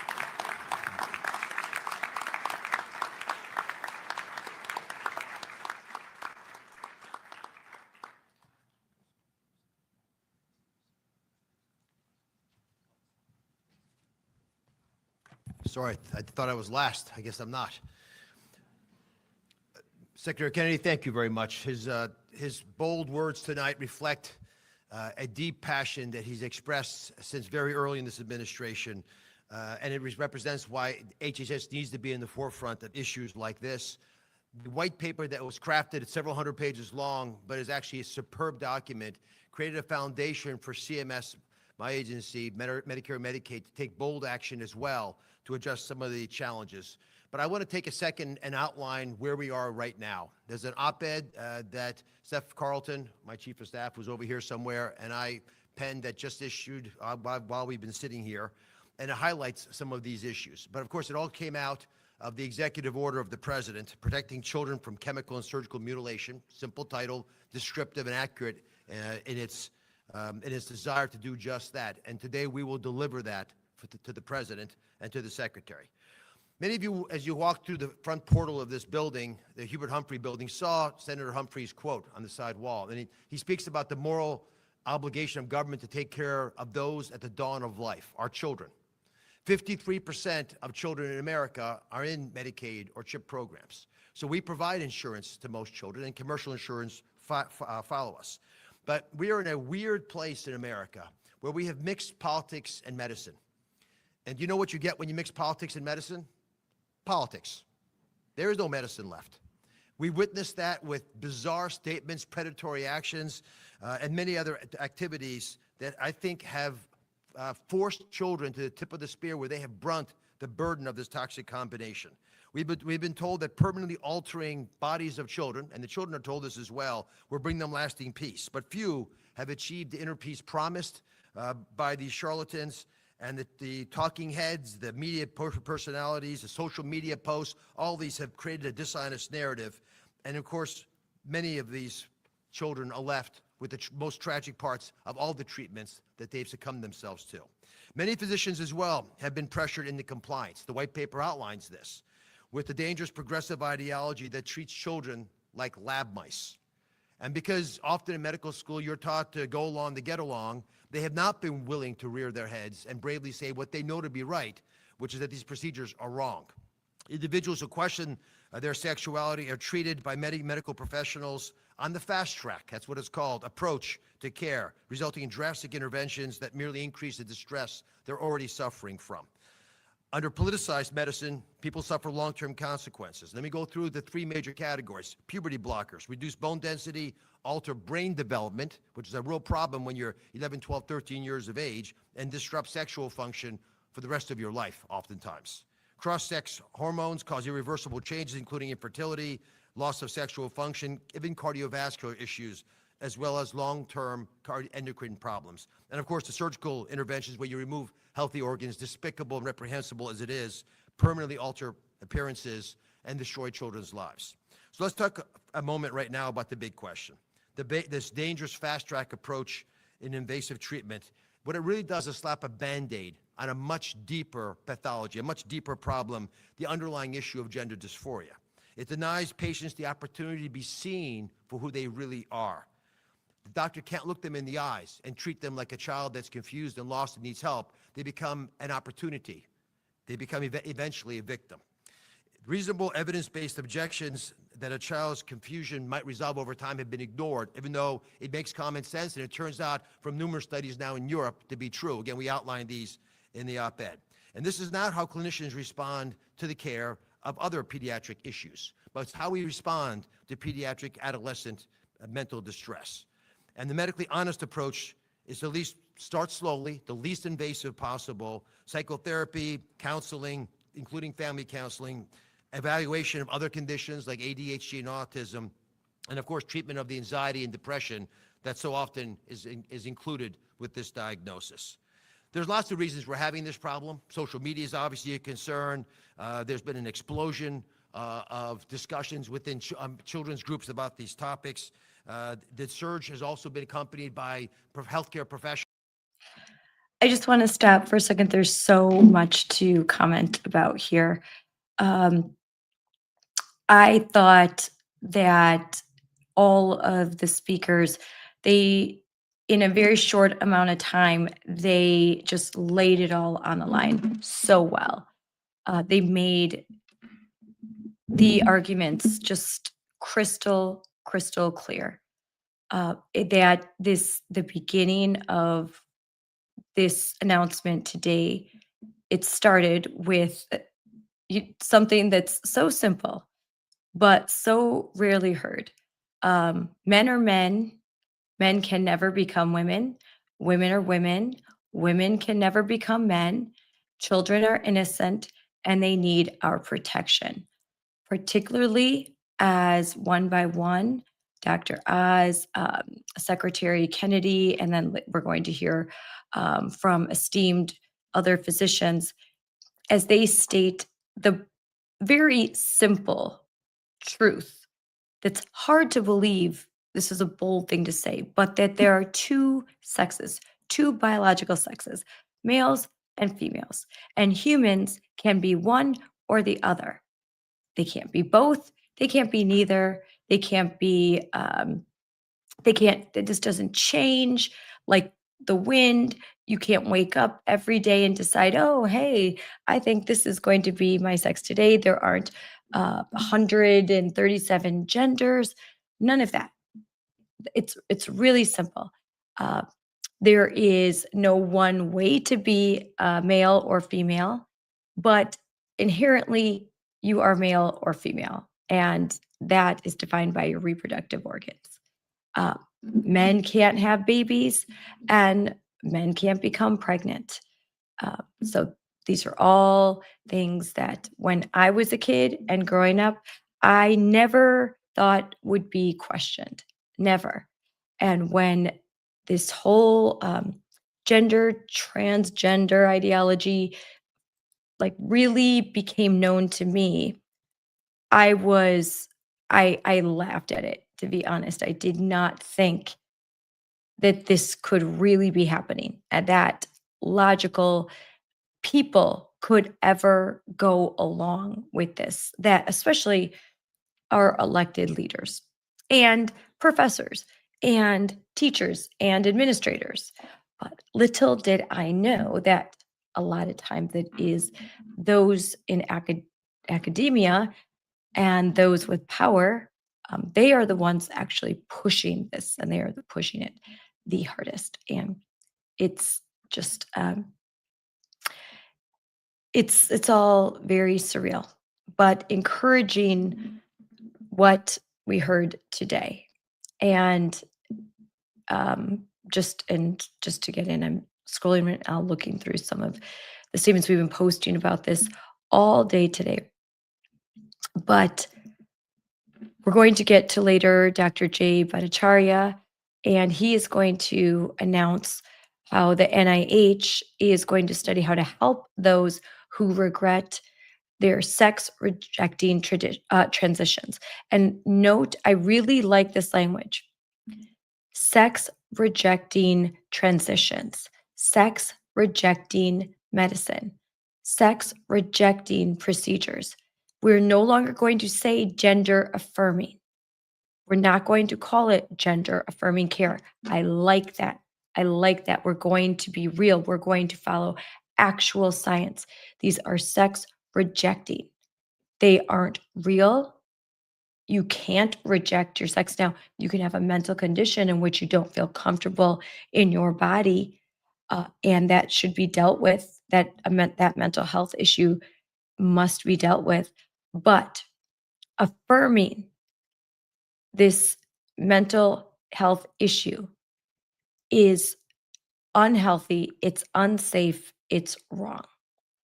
And so Dr. Jay Bhattacharya has said that he will use rigorous scientific standards. He is no longer going to ignore the detransitioners.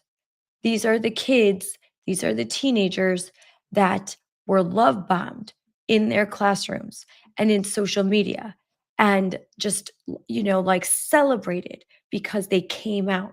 They usually come out first as non-binary or demisexual. They are not sure. They change every day. And eventually as this gets celebrated, it's not too long down the line where they fully commit and say, I am transgender, and they now want to start this sex rejecting medical care. And once they start down that road, there are things that happen. There are drugs, hormones, and surgeries that cannot be reversed, hence the irreversible damage. And that is what we're trying to address. We're trying to stop. So HHS did exactly what they needed to do. They announced that hospitals who receive Medicaid and Medicare cannot butcher our children anymore in the name of gender ideology. If they do so, they will lose federal funding. And that's a big deal. A lot of schools and districts, they may think that they can just ignore the Department of Education and the Department of Justice and President Trump and executive orders and the fact that 80% of the country or more agree that we should not be pushing gender ideology in schools. We should not allow males to compete in all-female categories in sports. And they may say, we don't care if we lose 5 to 10% of funding from the federal government. They actually do care, but they can claim, oh, I don't care. Hospitals not getting their Medicare and Medicaid funding, that will close them. They can't last very long. I doubt they could last a month. So this is big. To say you perform these gender mutilating, you engage and allow children to receive this sex rejecting care so that they will have a lifetime of regret and irreversible consequences. Well, then we're going to pull the funding. This is the language that even the woke administrators speak. Money. They need money. And we're going to hear, I'm going to press play, we're going to hear exactly how much money is involved. Because they may claim to be bleeding heart progressives that just care. But they're making a whole lot of money off of this. Let's see how much they care when they don't get reimbursed. On top of it, that Medicaid and Medicare funding actually paid for this stuff that is absolutely unacceptable. Absolutely unacceptable. So we're going to go back and start listening. Advocating that there's not going to be any opportunity to push a child to think twice about the decision they might have wandered into mistakenly in a whimsical moment. And 57% increase in suicide rates over the last great data we have, which is from the teens, is also a concern, with teenage children bearing the brunt of this. American taxpayers should not have to foot the bill for ideologically driven experiments on our nation's youth, and hospitals that we deem must meet the minimum quality standards of care and safety should not be conducting these experiments when we know so little about what is happening with our youth. Now the important part. For these reasons, and I can go on and on, this document, the white paper that Secretary commissioned is over 300 pages long, we're taking major steps at CMS to stop a funding process that has led to irreversible medical interventions with two major actions. The first, we're announcing a notice of proposed rulemaking that ends taxpayer funding of sex-rejecting procedures for children in Medicaid and CHIP, full stop.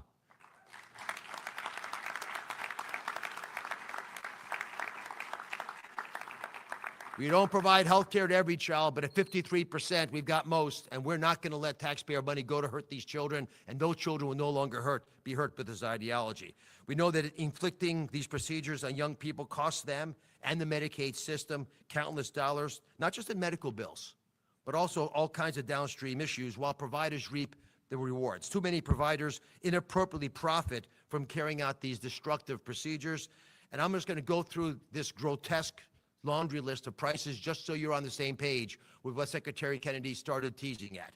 According to a 2022 JAMA data, so it's very recent, the typical vaginoplasty, a procedure a child does not need, costs $60,000. Shockingly, a phalloplasty, the creation of a penis, costs on average in America, according to this data, high quality, $150,000 per child. I do believe, with doing some work, that these prices have continued to increase with increasing manufactured demand. And I mean, those numbers are shocking. $150,000 for the surgery. Does not include the aftercare, and that there are a lot of issues. There will be infections. There's going to be a lot of issues. And that child will now become a lifetime patient. So this is just 150 grand for the fake genitals. And I can't even show you what that whole process entails. It makes me sick to look at, honestly. And if I show it to you, this live stream, and this will get like censored and demonetized and all of that stuff. Can't show it to you, but it's absolutely grotesque. It is Frankenstein style medicine. There are just no words. I have many family members that work in the field of medicine.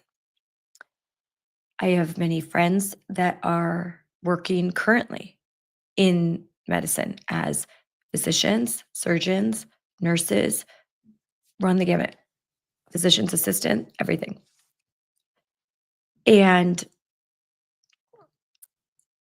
and many of my family members and friends that work in these fields, they're not conservative. They would consider themselves more progressive, yet they unilaterally, I know this is all subjective, unilaterally say that what is happening, especially with minors, is unethical, it is wrong, and they want no part in it.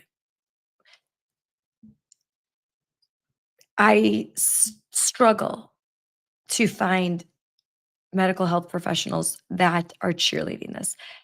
You usually have to just go to a school board meeting where they drag, the one, woke physician in to talk about it. And then if you look into the background of that person, you will usually find that they have a trans child or that they themselves identify in the LGBTQIA2S plus community. It's just shocking. Our greatest allies in Wisconsin are the Gays Against Groomers. They testify with us. They come to school board meetings. They have been such a help because they're able to say things that I often can't, or I can say them, but they can say it more effectively as they are a part of, the gay, lesbian community. They can say not in our name, like stop it. Like we do not want to harm children. And they'll often say like a lot of these kids they do, according to studies, end up same sex attracted. But you are taking them and saying, oh, slapping the label of gender dysphoria, they're trans. And then so these kids are now going through these barbaric procedures. And then they wake up one day and they're 19 and 20 and they have to be concerned, did I stop in enough time? Will I be able to have children? Or they know with certainty that they went too far and they will not be able to have children. They will, that is something that they can't do. And then to add insult to injury, the way that a lot of states have structured their malpractice law, like in Wisconsin, these kids aren't able to sue for malpractice because if they start as minors, by the time they get to an age where they really fully realize like what they've done, they didn't really understand it before. The adults have failed them in their lives. And there are many parents that were they were blackmailed. They were told either you move forward or your child will end their life. And that is just despicable blackmail to tell a parent, either you do this or you'll lose your child. And so, especially a few years ago, a lot of parents just had no idea. They had no idea. There weren't all the organizations that there are now. So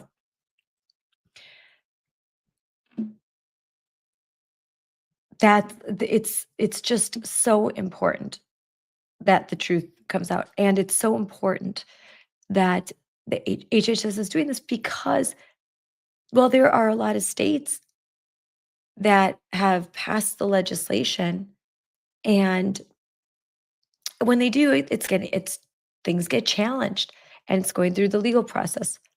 Or you've got blue states that are doubling down and they're saying, nope, we're not going to comply with the federal government. So I know things can feel like, oh, they're not moving fast enough, but the wheels of justice are turning. And I'm so grateful that the Trump administration they're using the purse strings, they're using everything that they can to halt these barbaric procedures. And the number one thing is defund. Pull the money. Take the money away in education, in medicine. Take the money away. Remove incentives.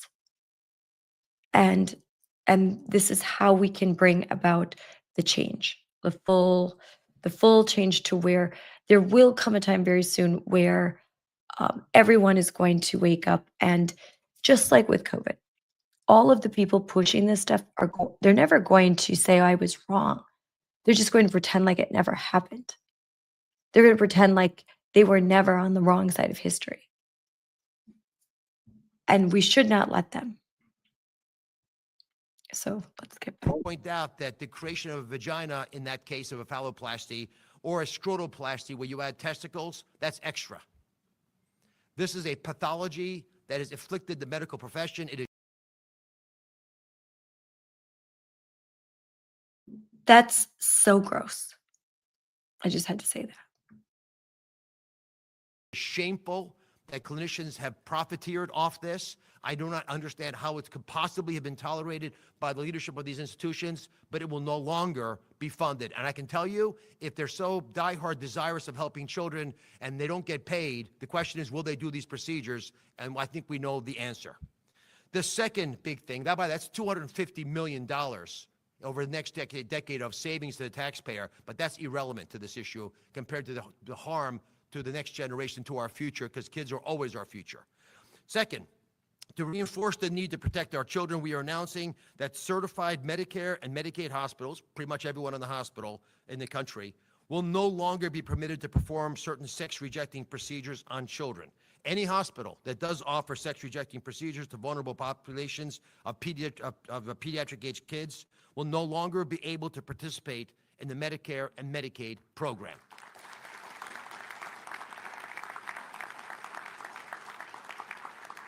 We want our hospitals returning to healing, not harming the patients entrusted with their care, or they're going to pay a very steep price. These actions are part of an all-government effort led by President Trump and spearheaded by Secretary Kennedy to protect vulnerable individuals and genuinely make America healthy again. This is not just smart, science-based health policy. It is our moral duty, as Senator Humphrey mentioned 50 years ago. I'm passionate about this issue. My whole team is passionate about this issue. Secretary Kennedy, God bless you for pushing forward on this.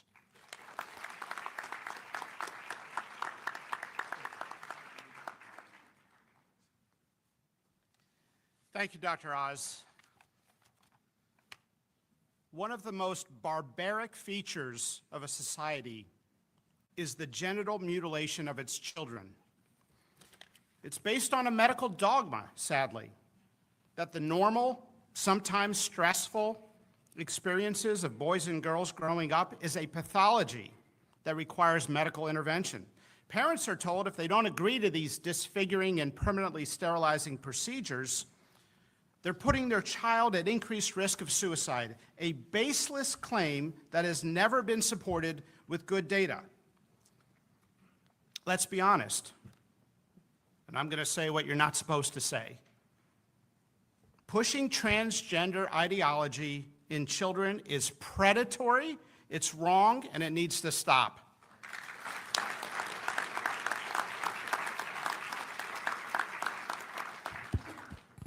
This ideology is a belief system that some teachers, some pediatricians, and others are selling to children without their parents knowing sometimes, or with a deliberate attempt to remove parents from the decision making. Puberty can be stressful, and for all of history, being a kid and interacting with kids from the opposite gender can be awkward, even confusing at times. But to see now a society putting kids on a path of chest binders, drugs, castration, mastectomies, and other procedures is a path that now many kids regret.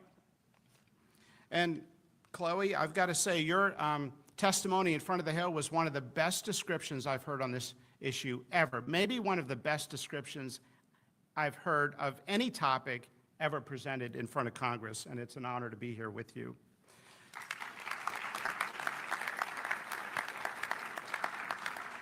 Let me be clear about something, and this is an important distinction.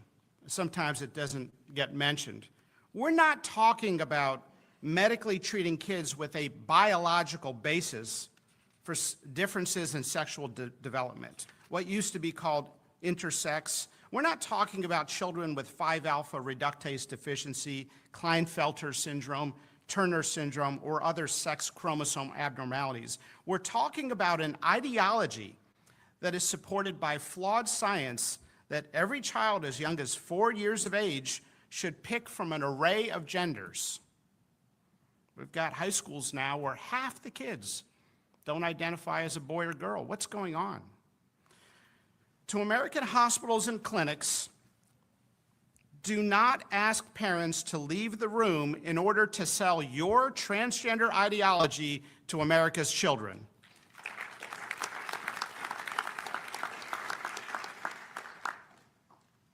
How is it that a child cannot get an ibuprofen without their parents' consent at school? Yet states like California are arguing that children should be able to make irreversible choices.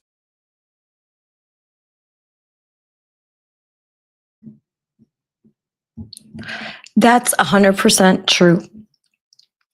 How is it that my daughter can't apply sunscreen without my written permission? How is it that my child cannot take ibuprofen or Tylenol in school unless there is written consent? Why can't my daughter just take medicine to school that isn't prescribed by the doctor and certain forms aren't filled out? But a guidance counselor can talk to an 11-year-old girl. And even though parents specifically say, listen, my daughter is going through a rough time right now. She is autistic, or she is suffering from clinical depression. We are getting her counseling. We are taking care of this. Please, when she is in the classroom, if she requests different pronouns or a different name, don't affirm. We're working on this.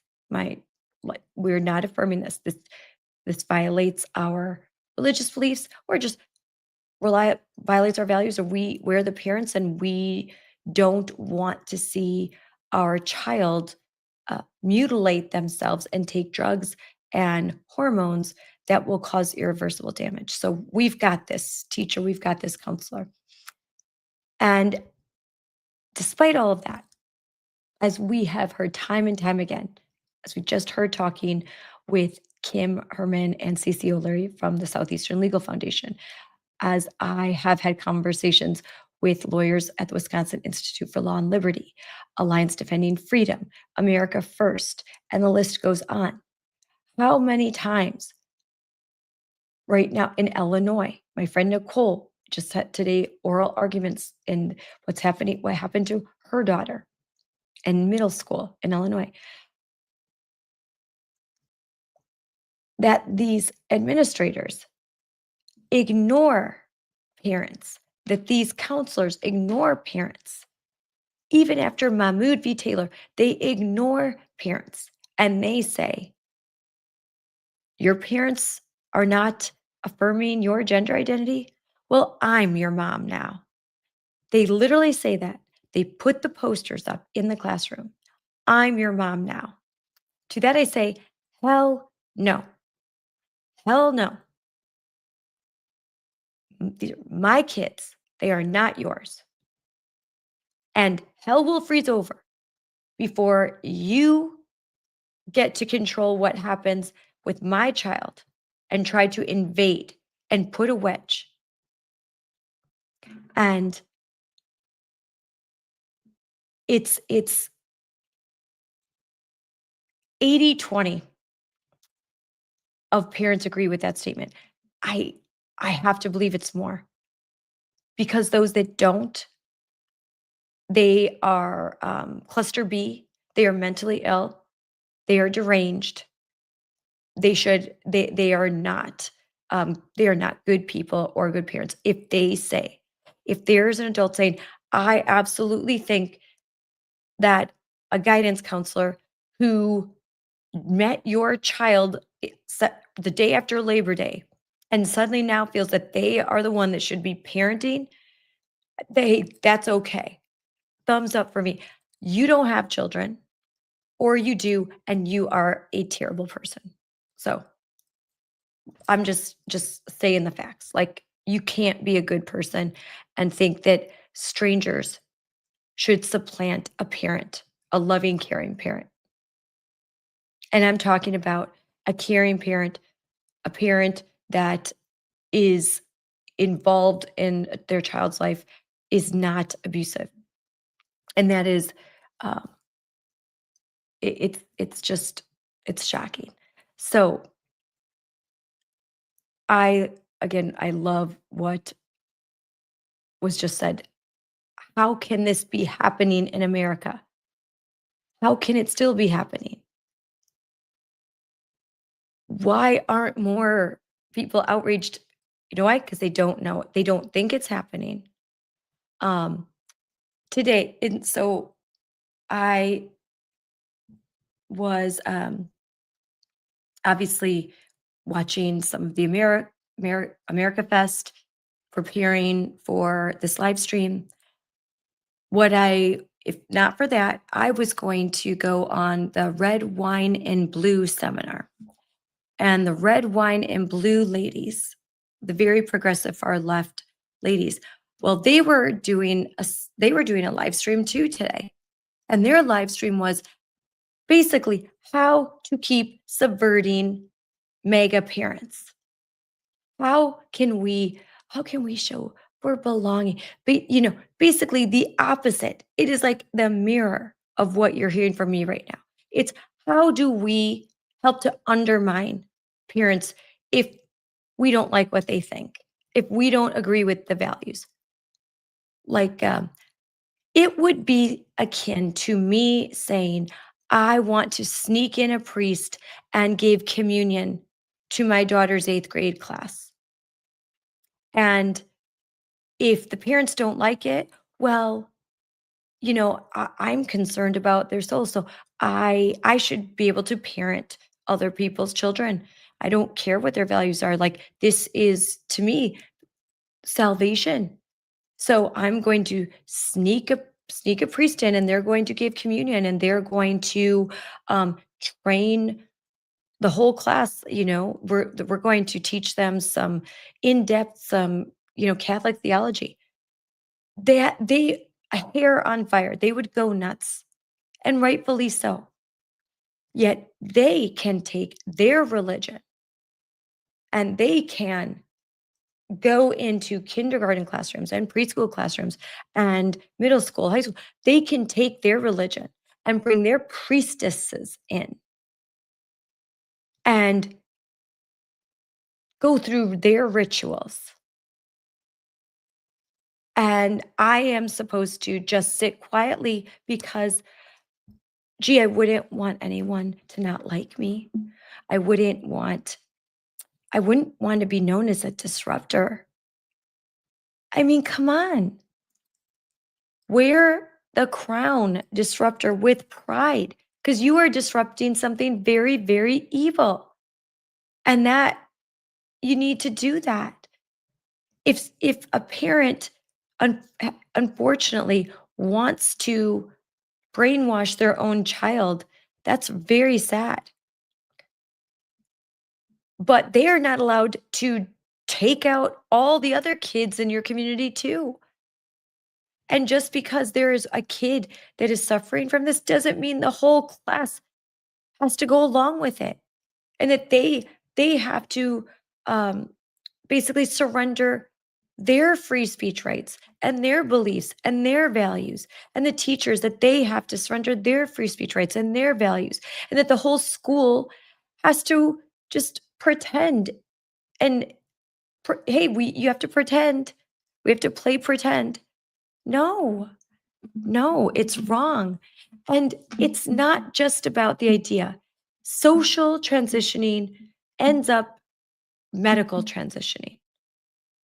Kids don't just socially transition and then wake up one day, not once they start on this path, it's really hard to get them off of it.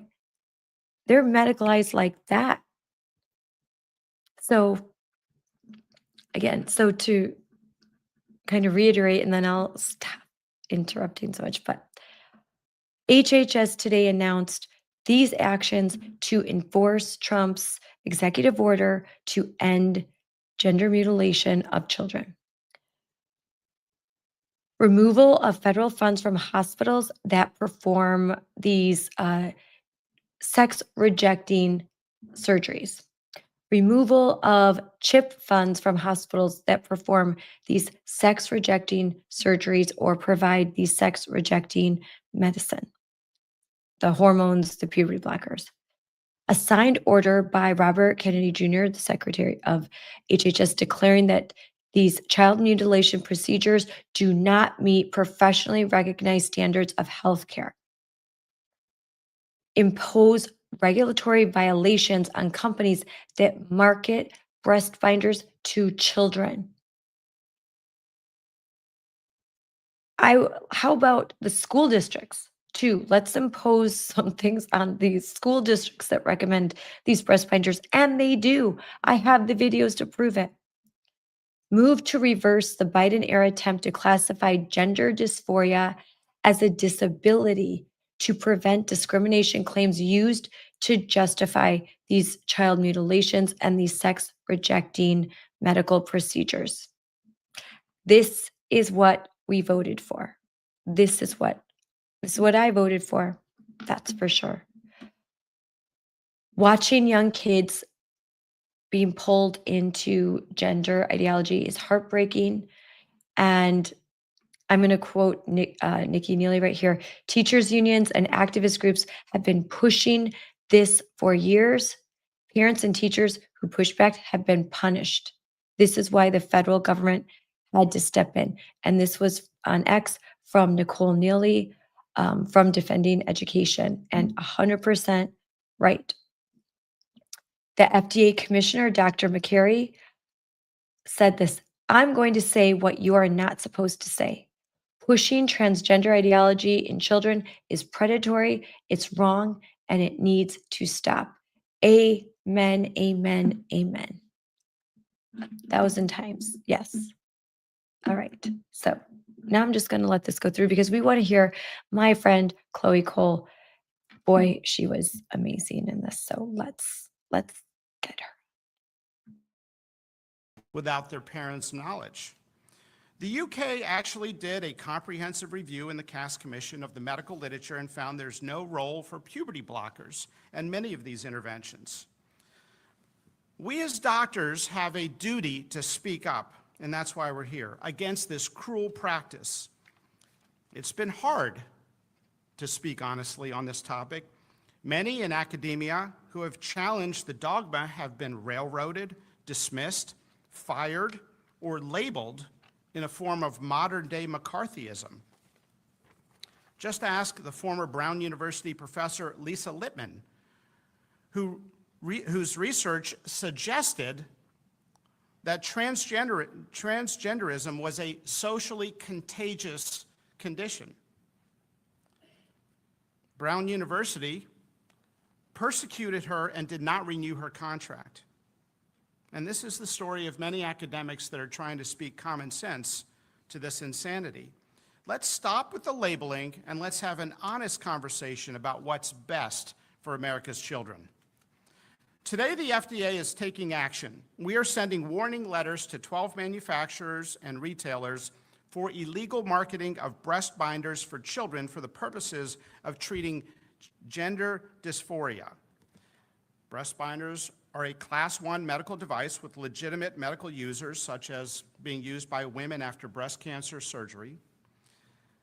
And these binders are not benign. Long-term usage has been associated with pain, compromised lung function from atelectasis collapse, and even difficulty breastfeeding later in life. The warning letters will formally notify the companies of their significant regulatory violations and require prompt corrective action. And I want to say thank you, President Trump, for signing the executive order to have us look into this. Thank you to Secretary Kennedy for speaking directly to this issue, to Mehmet Oz for finally ending government-funded sex transition procedures in the United States, to Jim O'Neill for his leadership, Brian Christine, Jay Bhattacharya, to Chloe for sharing her personal experience, to the entire team, to the many members here, Senators Marshall, Cassidy, Langford, Blackburn. You've taken risk and stood up on this topic and stood for what's right. Congressman Wahlberg, Anders, Adderholt, Harshberger, Crenshaw, AG Paxton. It's not easy to speak up on these issues, and you've done it at personal career risk. Thank you for speaking up for American children. It's time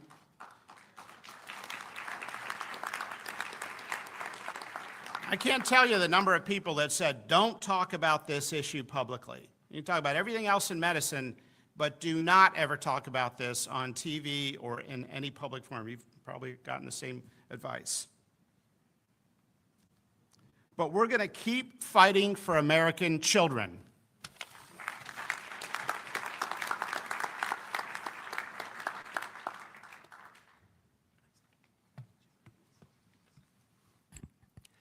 Good morning. I'm Admiral Brian Christine, the Assistant Secretary for Health at the Department of Health and Human Services, and I have the privilege of being the Senior Flag Officer in the Commission Corps of the United States Public Health Service. Welcome to you all, but especially welcome to you, Chloe.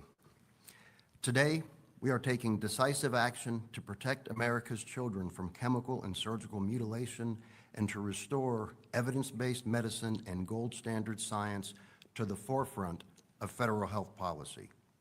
What we found in our gender dysphoria review was truly alarming. From 2016 to 2019, the number of sex-rejecting procedures performed on children tripled.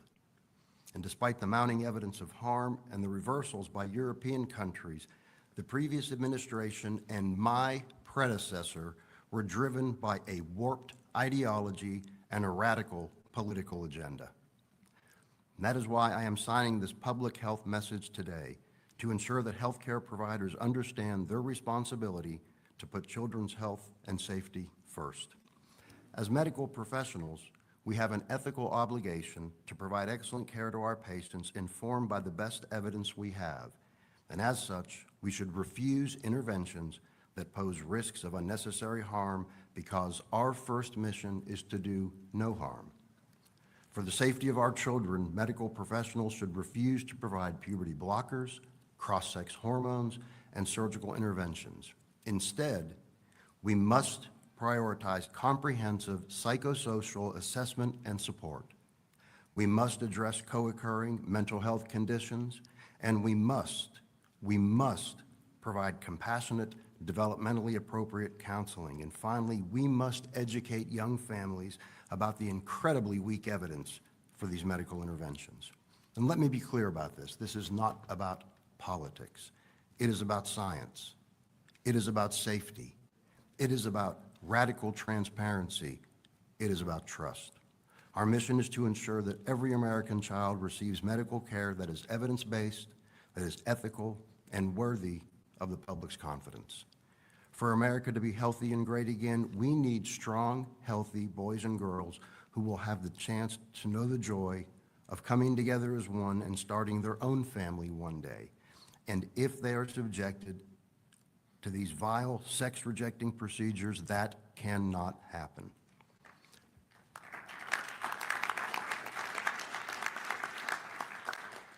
Protecting our children's health and their future is good medicine. Protecting our children's health and their future is our moral obligation. Today, I am offering the opportunity for every medical professional to absolutely reject harmful, irreversible procedures on minors and instead to prioritize medicine that puts the health of America's children first. All of us on this stage will continue to be guided by gold standard science, a dedication to radical transparency, and a commitment to truth. President Trump and Secretary Kennedy will stand for no less. Thank you all for being with us today. God bless President Donald Trump. God bless Secretary Robert F. Kennedy Jr. God bless all of our vulnerable children who suffer from gender dysphoria and their families. God bless Chloe Cole, and God bless our republic. Thank you.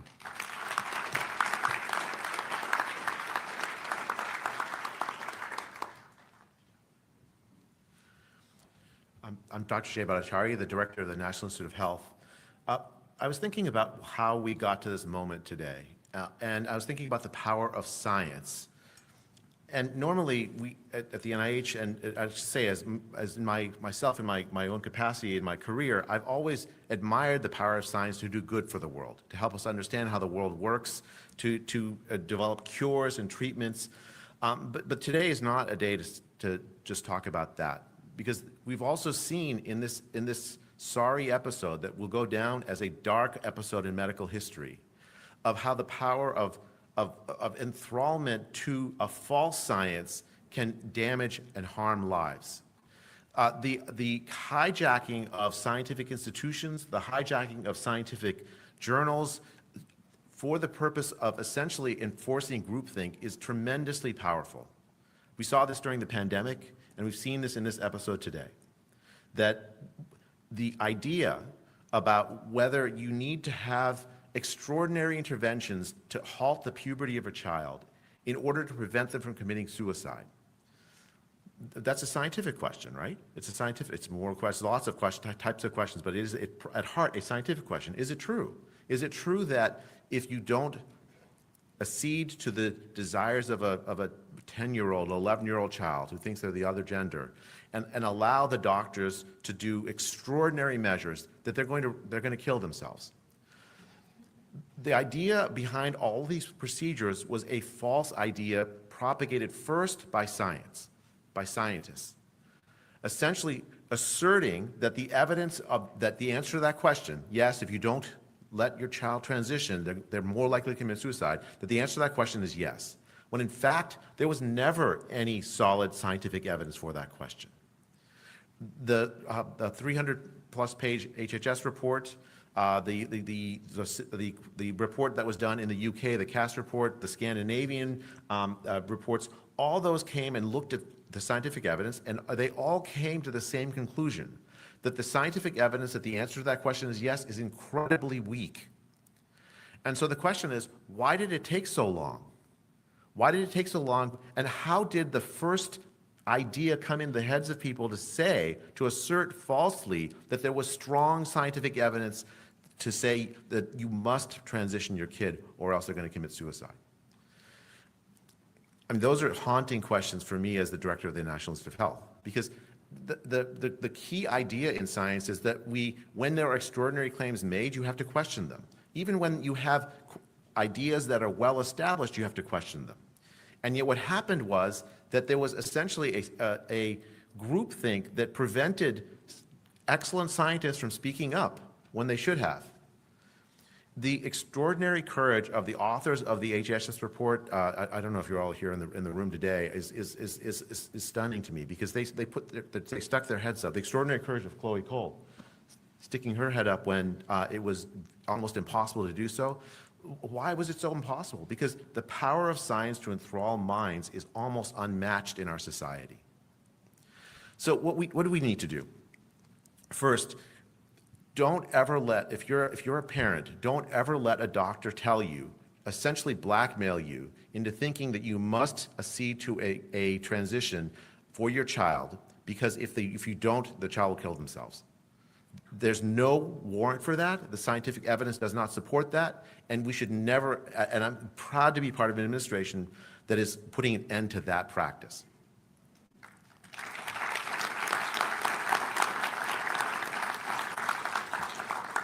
Second, this is the policy announcement. As director of the NIH, we have ended our support for research in support of transition of gender transitions. In particular, but now there have been activist courts that have prevented us from getting rid of all of our portfolio of it. But by the end of this year, that's all going to be gone from our portfolio. It was junk science to begin with, and we will not continue to support it.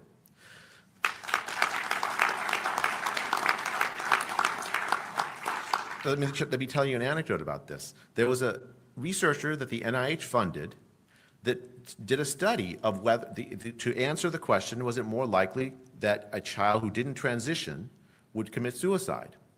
That researcher found the answer was no. But because the researcher's ideology was so enmeshed in this, because if the answer is no, that means she might get canceled, she refused to release the study, refused to release the data. And we at the NIH have got the data from this researcher and made it available for other researchers to do replication studies and work on. I'll tell you, I think to me that is an absolute violation of what it means to be a scientist. When I find data that disagrees with my priors, my ideas about the way the world works, I change my mind. Actually, the easiest way to always be right, when you're wrong, you just change your mind. It's very simple. That's the beautiful thing about science. So I made the announcement already about no longer funding this, but the second announcement, and this is really, really important to me. There are thousands of kids that have undergone this transition, and many of whom regret having undergone this transition. There are thousands of kids that are in mental distress because they've been through this, families torn apart. We are going to fund science to help them, because what I don't want is for the answers to those families to be based on basically no evidence or presumed knowledge that we don't actually have. We're going to do gold standard science to help those families, to help those kids that are detransitioning or thinking about detransitioning, because we have to follow wherever the evidence leads in order to protect children. So Secretary Kennedy, President Trump, if you're listening, and all the distinguished congressmen and senators and others in the room, thank you for your leadership on this issue. Thanks for on the behalf of all the parents and kids of this country. I think we are turning a page in this. This will be remembered as a dark day. Today we'll remember as a bright day, but the episode of the last several years will remember as a dark page in the history of science, and let's pray that we never have to do that again. Thank you.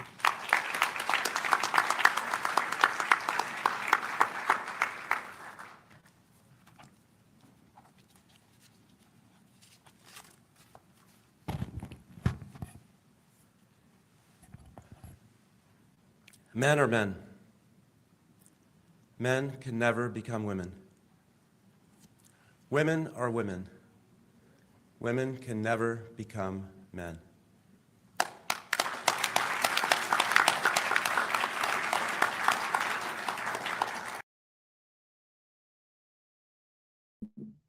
Amen. Amen to that, right? Isn't that amazing? Like, just hearing that again, just say men are men. Men can never become women. Women are women. Women can never become men. There you go.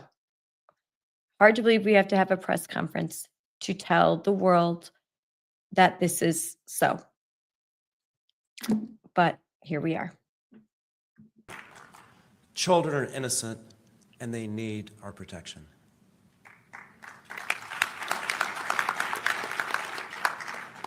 It takes organized efforts to deny these fundamental truths. Sadly, we've seen such efforts succeed from time to time. The denial of fundamental truths can destroy nations from within. At the root of the evils we face,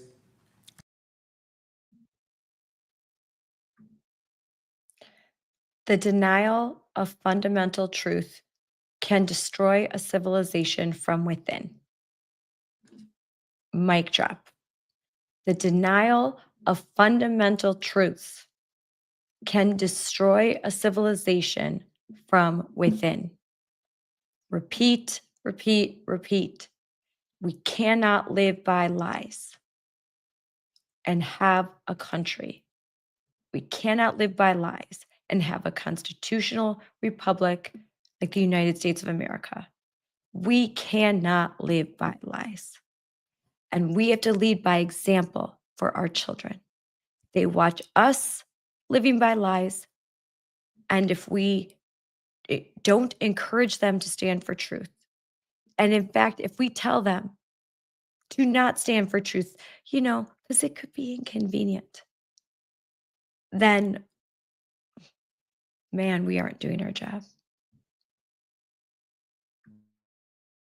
The blurring of the lines between sexes and radical social agendas is a hatred for nature as God designed it, and for life as it was meant to be lived. This ideology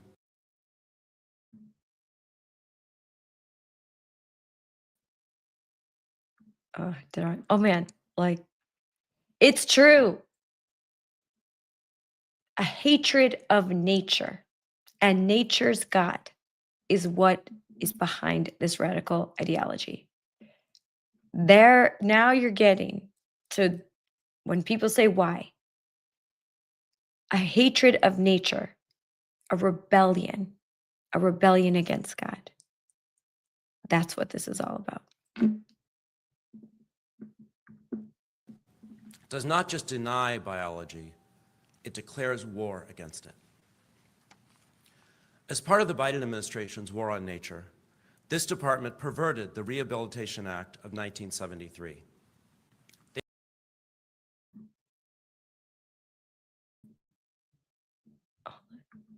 As part of Biden's war on nature. Man, I got to get the transcript of everything he said because it's like this stuff is going in my speeches. As part of Biden's war on nature. This is all just, oh man. Tingles, like this is truth. Can you imagine? Like this is amazing. This is amazing. That got to think where we were this time last year. I mean, Trump had won, but the Biden administration, I mean, Christmas was a whole bunch of trans people just as clowns dancing all over this technicolor, grotesque display of Christmas trees. And that was last year. And this year it's classy, it's beautiful, it's patriotic, whimsical. I was hoping I would have time to play some of the videos of Christmas, but it's getting late and I'm talking a lot. All right, let's get this back. Pretended that gender dysphoria was a disability to force healthcare providers and programs to mutilate minors. Without the reforms Secretary Kennedy made today, more children would be coerced into life-altering interventions that many will deeply regret. Thankfully, President Trump and Secretary Kennedy are stopping this madness and stopping the war. Through the leadership of Paula Stannard and the Office for Civil Rights, our proposed rule would revise Section 504 of the Rehabilitation Act to exclude gender dysphoria not resulting from physical impairments. We are reassuring recipients of HHS funding that policies preventing or limiting sex-rejecting procedures do not violate Section 504's disability non-discrimination requirements. Previous speakers have discussed treatment for pediatric gender dysphoria, review of evidence and best practices, our rigorous study of the medical dangers posed to children from attempts to change their sex. Everyone should read this study. Chloe, thank you for your relentless advocacy to protect children from harm. Body dysmorphia and gender dysmorphia and alienation and social contagion cause a lot of children to suffer. As Jay and Brian said, we are working on approaches and solutions. Today, we are drawing a line to stop these problems from becoming worse. Compassion compels us to do so.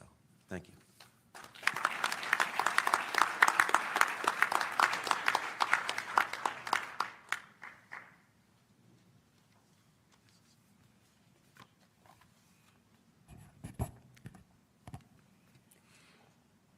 Thank you so much for having me.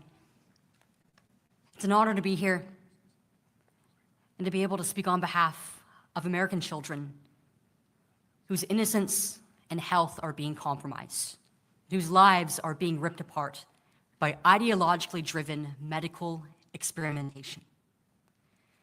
I represent a community of people who have been harmed by these procedures and yet largely are ignored by the same doctors, the same clinics and medical system that have harmed us.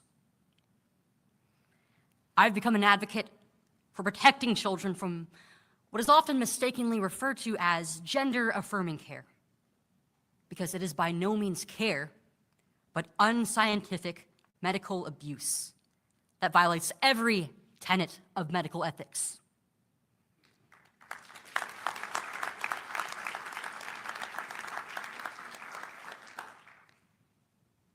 This ideology is festering at an unimaginable scale within our hospital systems, our culture, our communities, and to many within our own families. For me, it started with being lied to about who I was by adults outside of my family. I was made to feel that the way that God beautifully made me was in fact a mistake that could only be fixed by so-called modern medicine. My doctors, rather than guiding me, they affirmed my childish misgivings about my developing body. My belief that I wasn't just a tomboy, that if I liked having short hair, if I liked being around the boys more, if I behaved more like my older brothers, I actually was a boy who just so happened to be born in a girl's body. At 13 years old, I was administered puberty blockers and testosterone in high doses. And when I was only 15, they removed my breasts. My questions about whether I will be able to have children or about the future of my reproductive health and my overall health have gone unanswered. But that mastectomy ensured that I am never going to be able to nourish whatever children I may have. And this happened before I was even mature enough to understand that one day I would aspire to become a mother. Because of the moral failings of my doctors, I forever have lost significant parts of my identity as a now adult woman while I was still a child. And there are tears that I don't show to the world. There is grief that every single day I carry with me silently. The only thing in the world that makes me angrier is knowing that this is continuing to happen to children all across the United States and throughout the globe. But they messed with the wrong kid.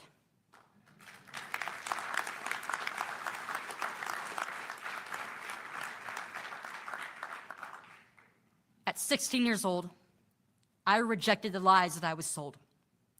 I detransitioned, and I chose to face the world and sound the alarm on what is happening to my generation, both in the hopes that this would set forth a movement of young people who chose to break free from ideology, and also that one day, no child would ever have to speak up about this ever again.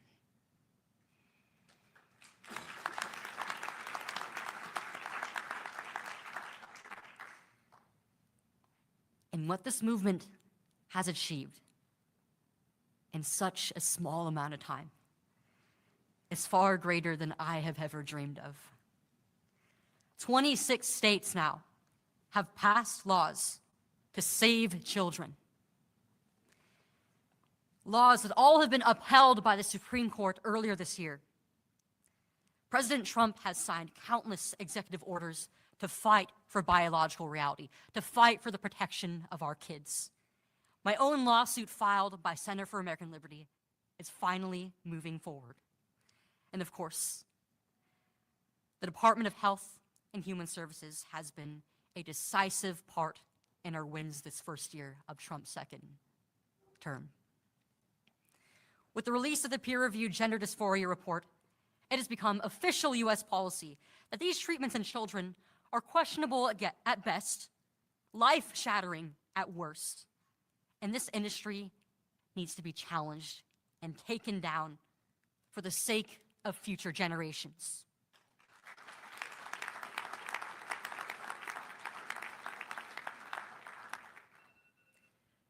Because there is no such thing as being transgender, nor children born in the wrong bodies.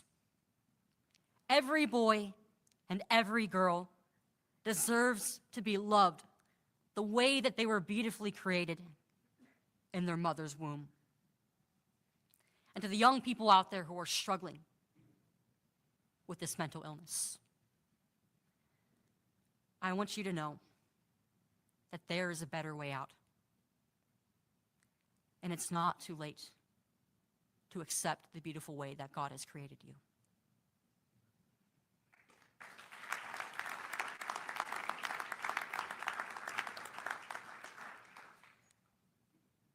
My story turned out to be a success story, but it was only in spite of my doctors and the horrible things that they did to me, to my family. I am only one voice out of thousands of children, but our cries for help have finally been heard. And the Trump administration and the HHS and Secretary Kennedy have done an incredible job this year, ensuring that this abuse is going to cease one day. I am incredibly excited to see the many more wins that we are going to have moving forward in the next few years. On behalf of every single child who once was mistaken that they were transgender, thank you for everything.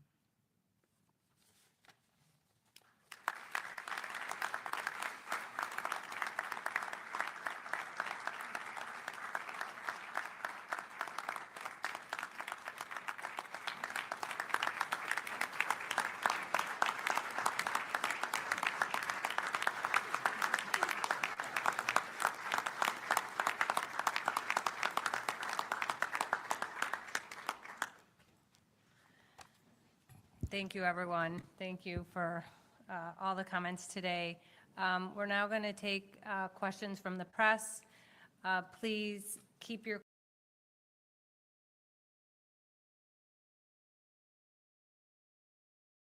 Oops, I have to unmute my light. Okay, so unmuted. That was great. Chloe Cole is an amazing young lady, and she's so strong. And I'm so proud to watch her today.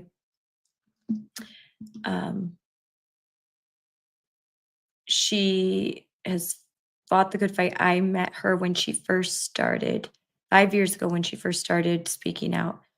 And she was just a sweet, innocent, cheerful 19-year-old kid.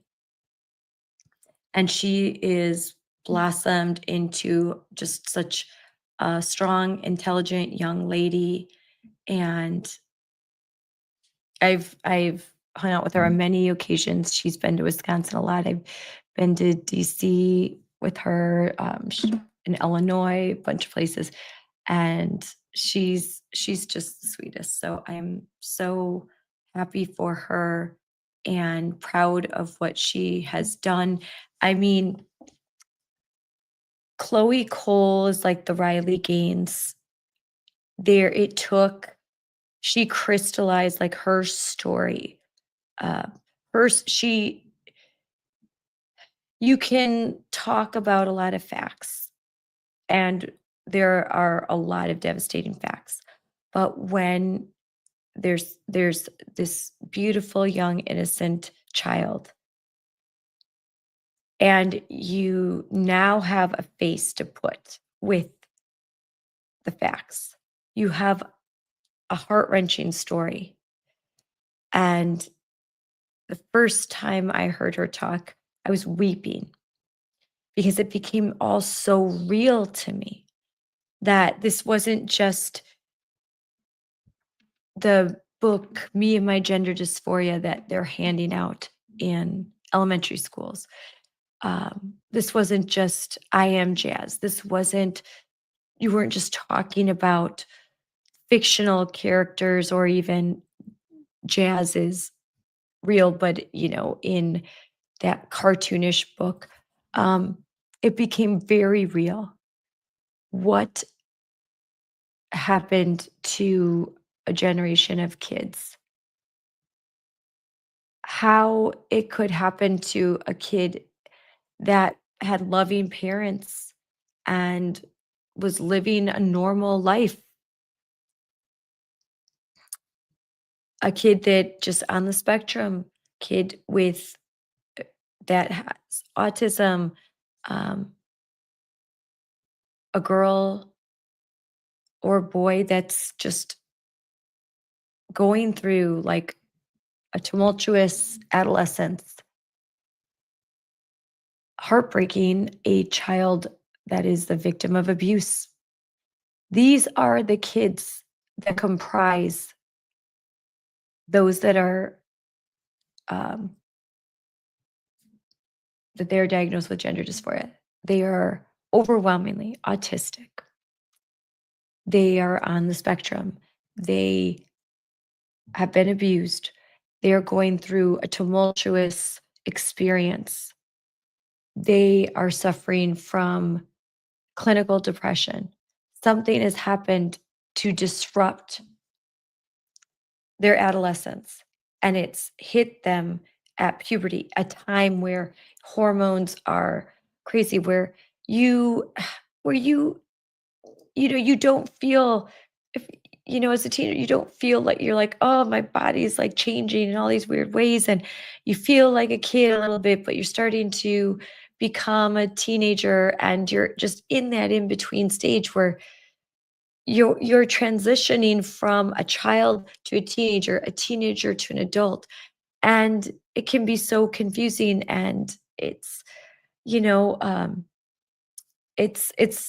and we used to understand that that's the way it is, that everyone feels awkward and they're going through something, but that has now been weaponized to steal something very important from children: their childhood innocence. They're going through natural, normal puberty so that they can grow into an adult and make decisions. And when they're in the right headspace, they can say, thank goodness I had parents that didn't go down the rabbit hole, that fought for me. And now I don't have to live a life of regret. So we are fighting for so much. There's been a lot of wins, but as we heard from these experts, one step forward, two steps back. Every win, there is some activist judge, there is an activist organization. Then we've got our school system that is just engaged in this political way. This is their hill. This is the hill they're going to die on. They are going to fight tooth and nail. They are going to fight for this ability to indoctrinate your kids. So if that's their hill, this needs to be our hill, because it's about truth. I had someone just say to me, oh, talking about the transgender stuff, talk about, It's really about truth. It's about truth, that a civilization that denies fundamental truth, that is in rebellion against nature, it cannot exist for very long. It just can't. And history has shown they don't. So we are in this civilizational battle and fighting for children. So it's important. And it's really important, like hearing what Erica Kirk said, like we've got to be sure that we don't lose Congress in 2026, that we don't lose state houses. We've got to continue to fight because the woke will come back with a vengeance. And if you've got children like I do, if you've got children that they're still in grade school, middle school, high school, even going to college, this should be your hill. It really should. Don't rest on your laurels. Don't think someone else is going to do it. And this is all great, but don't think that there aren't going to be lawsuits after lawsuits filed. So we've got to keep going, keep fighting for our states, keep fighting for our school boards. We cannot stop. We absolutely cannot. I know that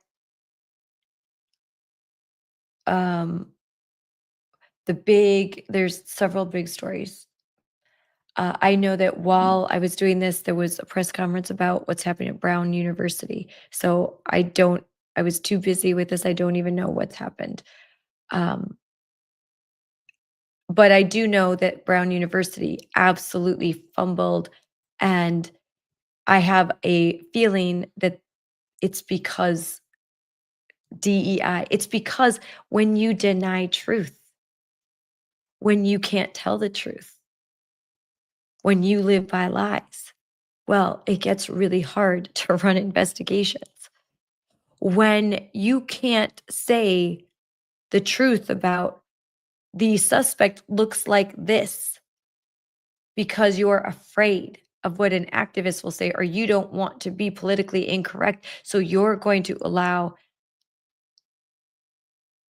evil people to wander in the name of DEI, yeah, it still matters. The other thing, Candace Owens, all this stuff, I had a friend who said that she put out a post, Candace Owens, let me give you my opinion on Candace Owens, see comments below. And then in the comments below, she talked about what's happening, like the real things that are really important that are happening. Because it seems like it's hard to get people to care about what's happening, HHS and these wonderful things, because, oh, what's going to happen with such a distraction. And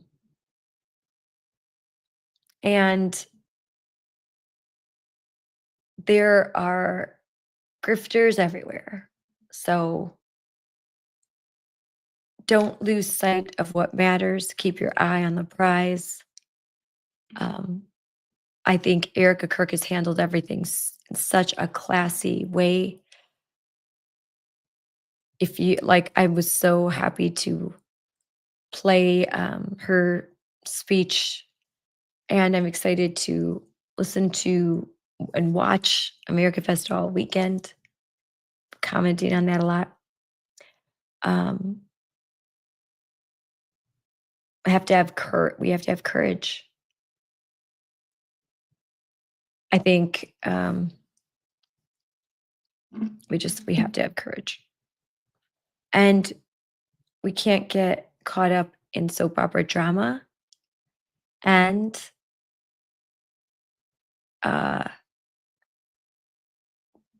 like wild and extreme theories because that's a distraction. That's all distraction from the real work that needs to be done. And it's not this sexy, fun, like all this, it's hard work.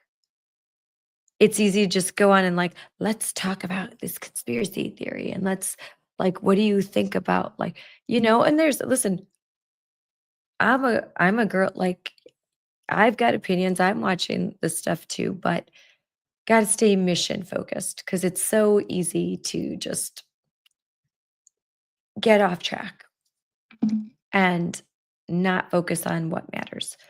And let's not take, we're winning. And instead of celebrating winning, come on, like, let's win some more. And then let's talk about the things that are important, especially to Gen Z. Let's not pretend that things that are happening aren't happening. Let's talk, let's move everything forward.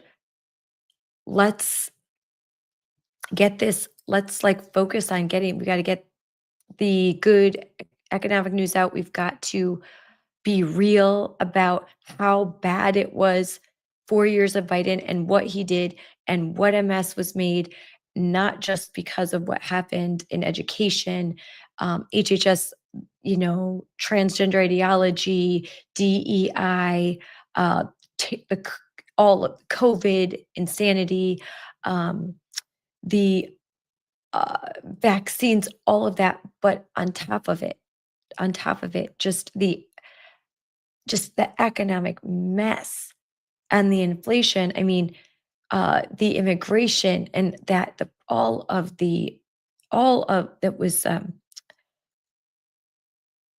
stress that was put upon every single institution that matters in this country. You can't just wave a magic wand and have that all go away. So long haul, marathon, not a sprint. And I've got to talk about some of our great sponsors, Moms for Liberty. So I'm going to end a very limited time deal. So this is a first. I'm going to talk about sponsors. Going to do this. I promise January, going to get better at this. My voice will come back to you. It's Christmas. I'm a mom of 5, and tomorrow I spend all day in my daughter's classroom with room mom. I've got like cookies to still frost right after this, so I'll be up late again. I'm wrapping presents. I'm still like gotta do some last minute shopping. Big family events that I love. So still made time to do this, but if it's a little bit like la la la, that's why. Because I am still a mom, I am wife, I am friend, I have a responsibility to family, community, and that's just real. Like, there's no grifting here. Don't have time. And I don't have those kind of big bugs. And never, like, just, I like what I'm doing. I like it. I like not being bought and paid for by anybody. But we've got some great deals, great sponsors. Put this on stage. Patriot Mobile. They are our allies, friends. They are going to be sponsoring us with some, as we in 2026, we've got some great, awesome things planned. We've got some big 250 events. We've got things that are happening nationally, Ellis Island, San Diego. We've got tons of statewide events. So there's going to be so much going on. But Patriot Mobile is a proud sponsor of Moms for Liberty, and they are offering 2 free months with this promo code holiday 25. I'm going to, maybe sooner rather than later, maybe around the time that I am interviewing Scott Jennings, I'm going to talk with the CEO of Patriot Mobile, and I'm looking forward to that. So switch to Patriot Mobile, and you can get 2 free months, holiday 25. And so right here, patriotmobile.com/holiday25. There's also, and I love that image. That's a great graphic. There's another that I really like too, so I'll share that one as well. Here it is. Let's put this one up. And I like this because you can see, you can see Lady Liberty in the background. We like that. And of course, you've got the Bible right there. So 2 free months, use promo code holiday 25. The price of freedom has always been paid in courage. So this Patriot Mobile is great, and this is a great deal. So now is the time if you're thinking of switching. And I will tell you, we are, with this kind of a promo, my husband and I, we've just had it with our current carrier, and we're ready to switch. And I want my money to go to a company that loves America. More and more, I want my money to go to like, you've got to have cell service. It's vital. Like, I'm tired of supporting institutions and companies that, they don't love America. So Patriot Mobile, Patriot in the name. And so this offer is limited. It ends, I think, December 31st. So now's a great time.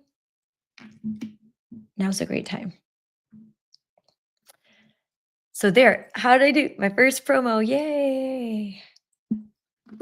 And I do then the other, like, I'm really super excited.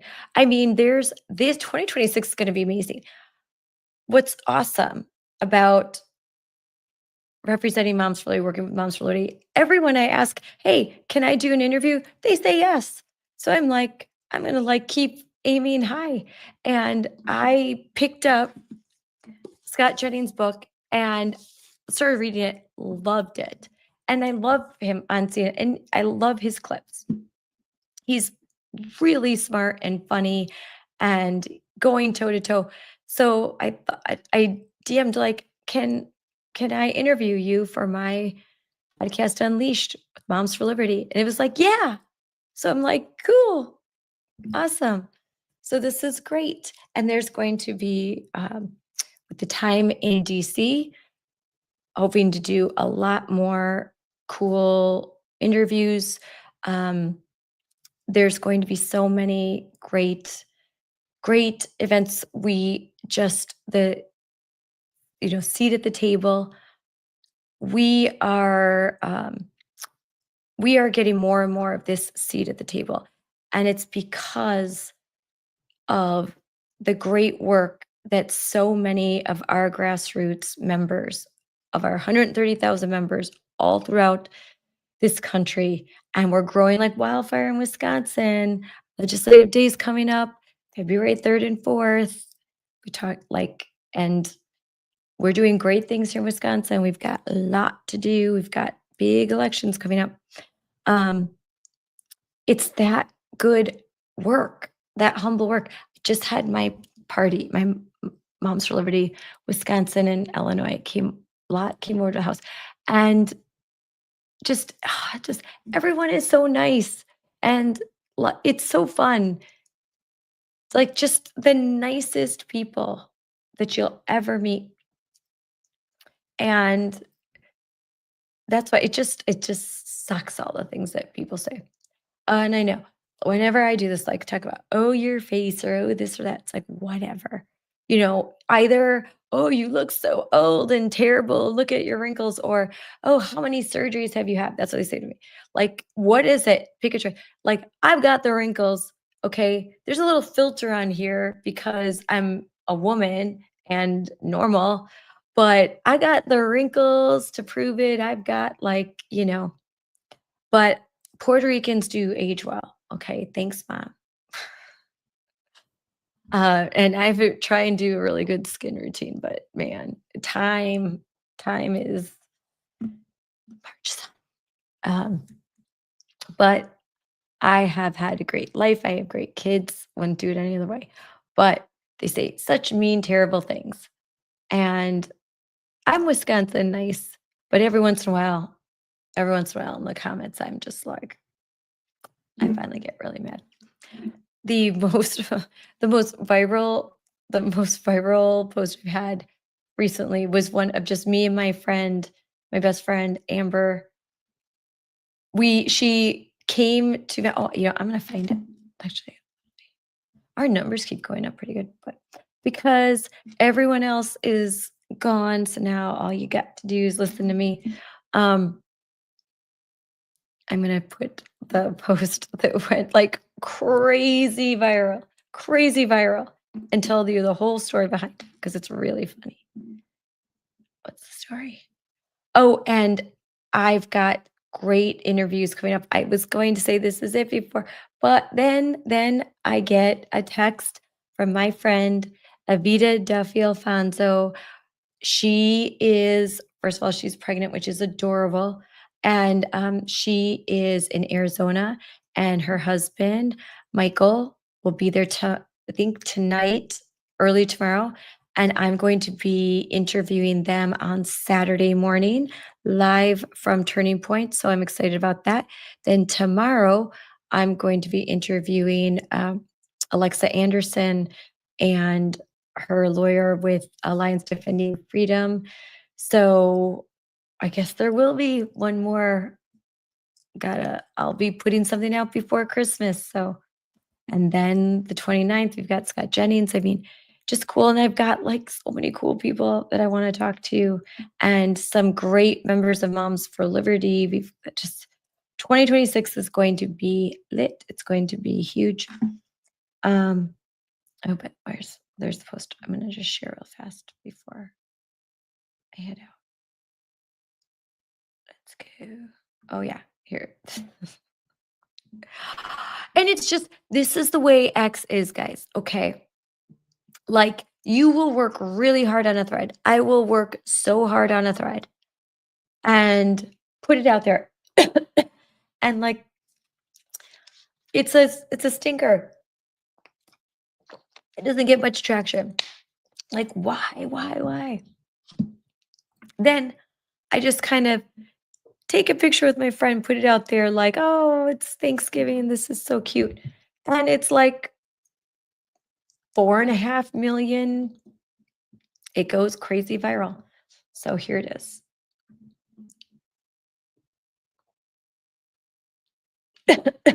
Still, my throat. Not 100% yet. Again, anyone has some recommendations, DM me. Share screen. There we go. Oh, here we go.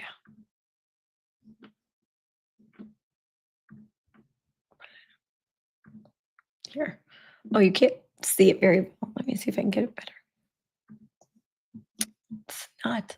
Well, you can't see it super well, but you can see. I'm thankful I'm not a liberal. Me and Amber.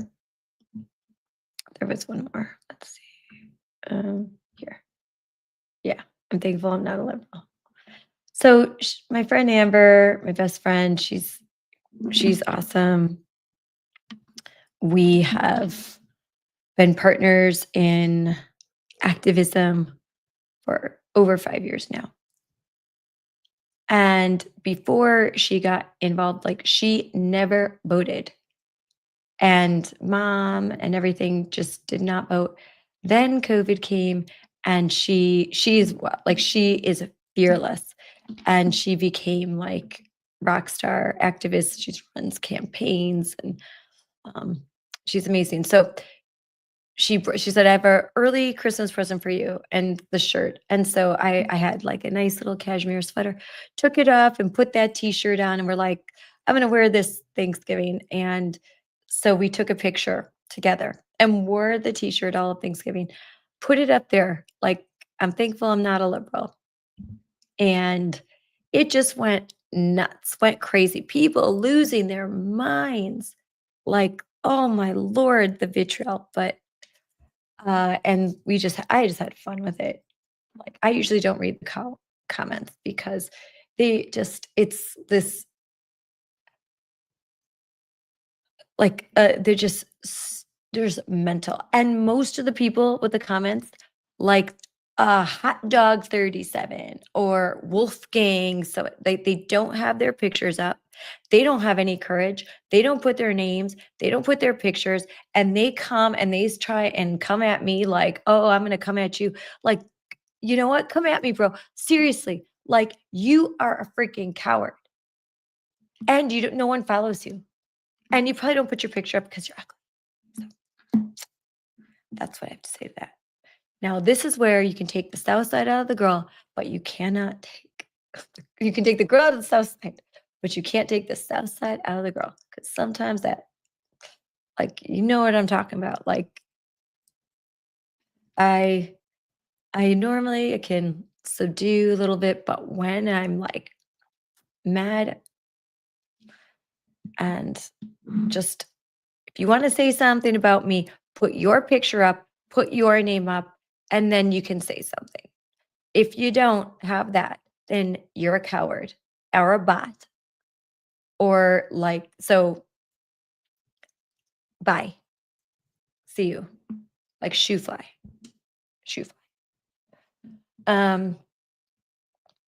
And then they love to like mass report me.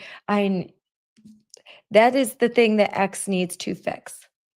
Like, stop letting these, like,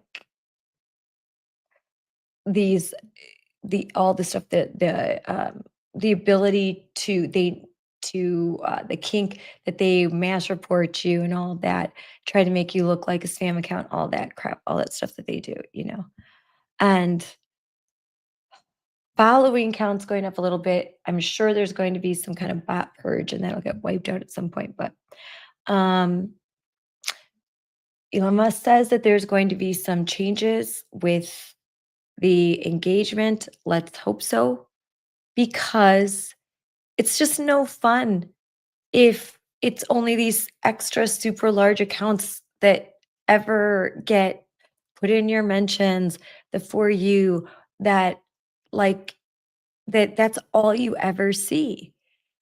It's just not much fun.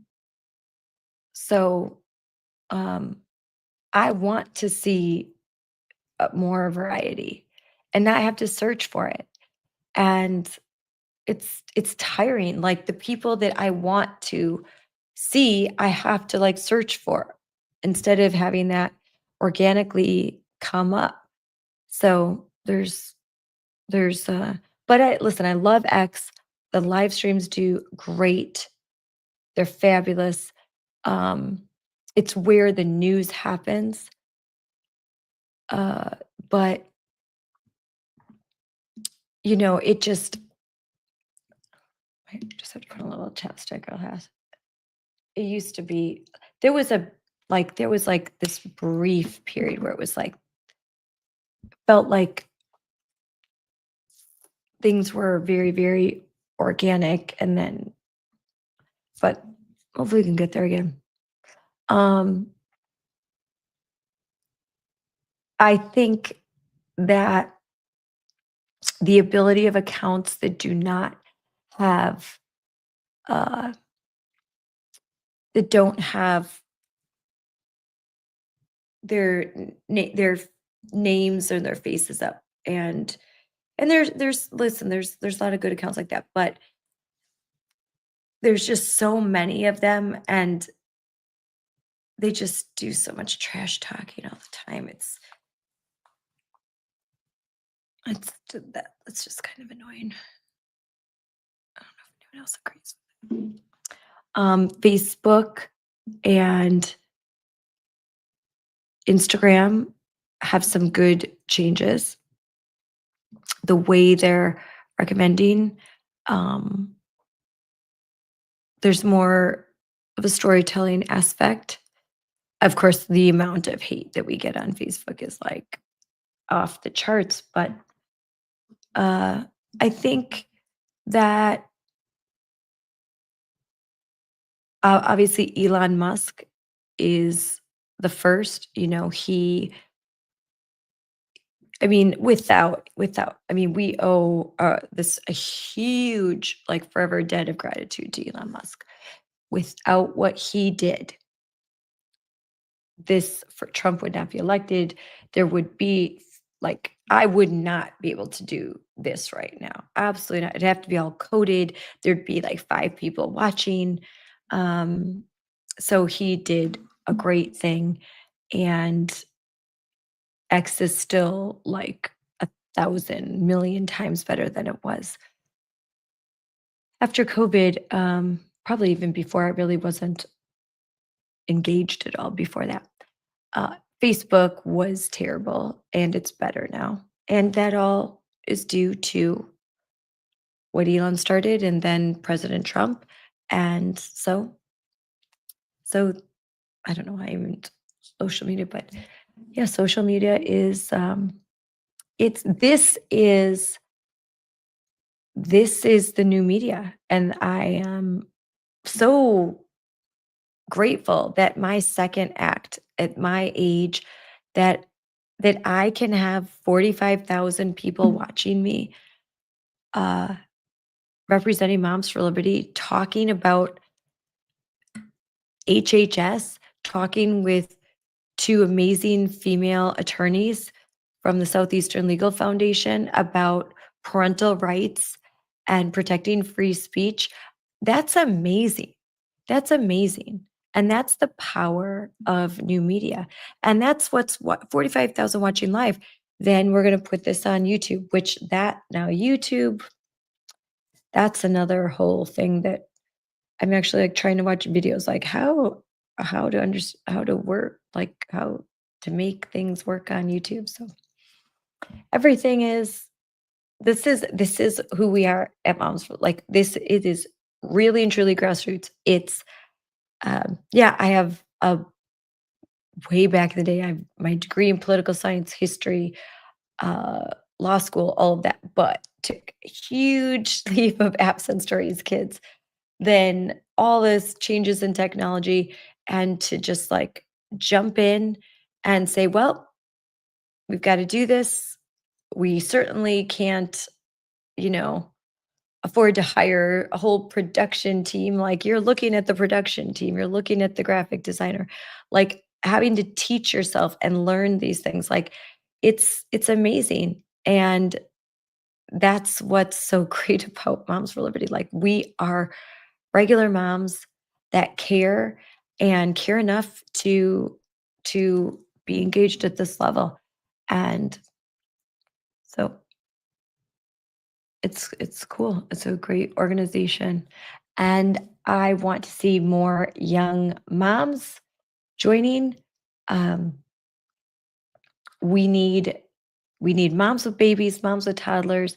So if you're that, like, come on in. And that is going to be a very big focus. Heads up, 2026, I am going to be focused on younger moms, moms with babies, moms with toddlers, talking about what's happening in schools, in classrooms, because that's important. Because if your baby is eventually going to be going to school. But I want to talk about health. I want to talk about vaccines. I want to talk about nutrition. I want to talk about the struggle with childcare, working part-time, full-time, how to balance, how to, because there's a lot of women that, I want more kids, but I'm scared, I'm nervous, the economy, I want to buy a house. I want to talk about all those real things that matter. And because I think that there's some of us moms that have been around the block, we need to remind young women, young dads that, you can't let perfect be the enemy of good. You can't just keep waiting until everything's perfect because then life will pass you by. But like there are ways to be smart, and I want to talk to people about how to achieve that goal of having a larger family, and still be able to, buy groceries and food and and just even if it's just the airing of the venting of like, it's hard, it's different. And I just want to vent and I want to hear someone talk about things that I've been there. Okay. Like I have been there. I have been there. I think that's something unique about me is I have been at every socioeconomic level. I have been a Navy wife, so I've moved a lot, different areas of the world, different areas of this country. I have been a young, struggling mom with, $50 to buy groceries for 2 weeks. I know what it means to have to stretch that dollar. And then I know what it's like to, then you're a middle class mom and then you're trying to put kids through college, like all of that. Like I get that. And so do so many other moms in Moms for Liberty or in our adjacent organizations that we work with. We get it.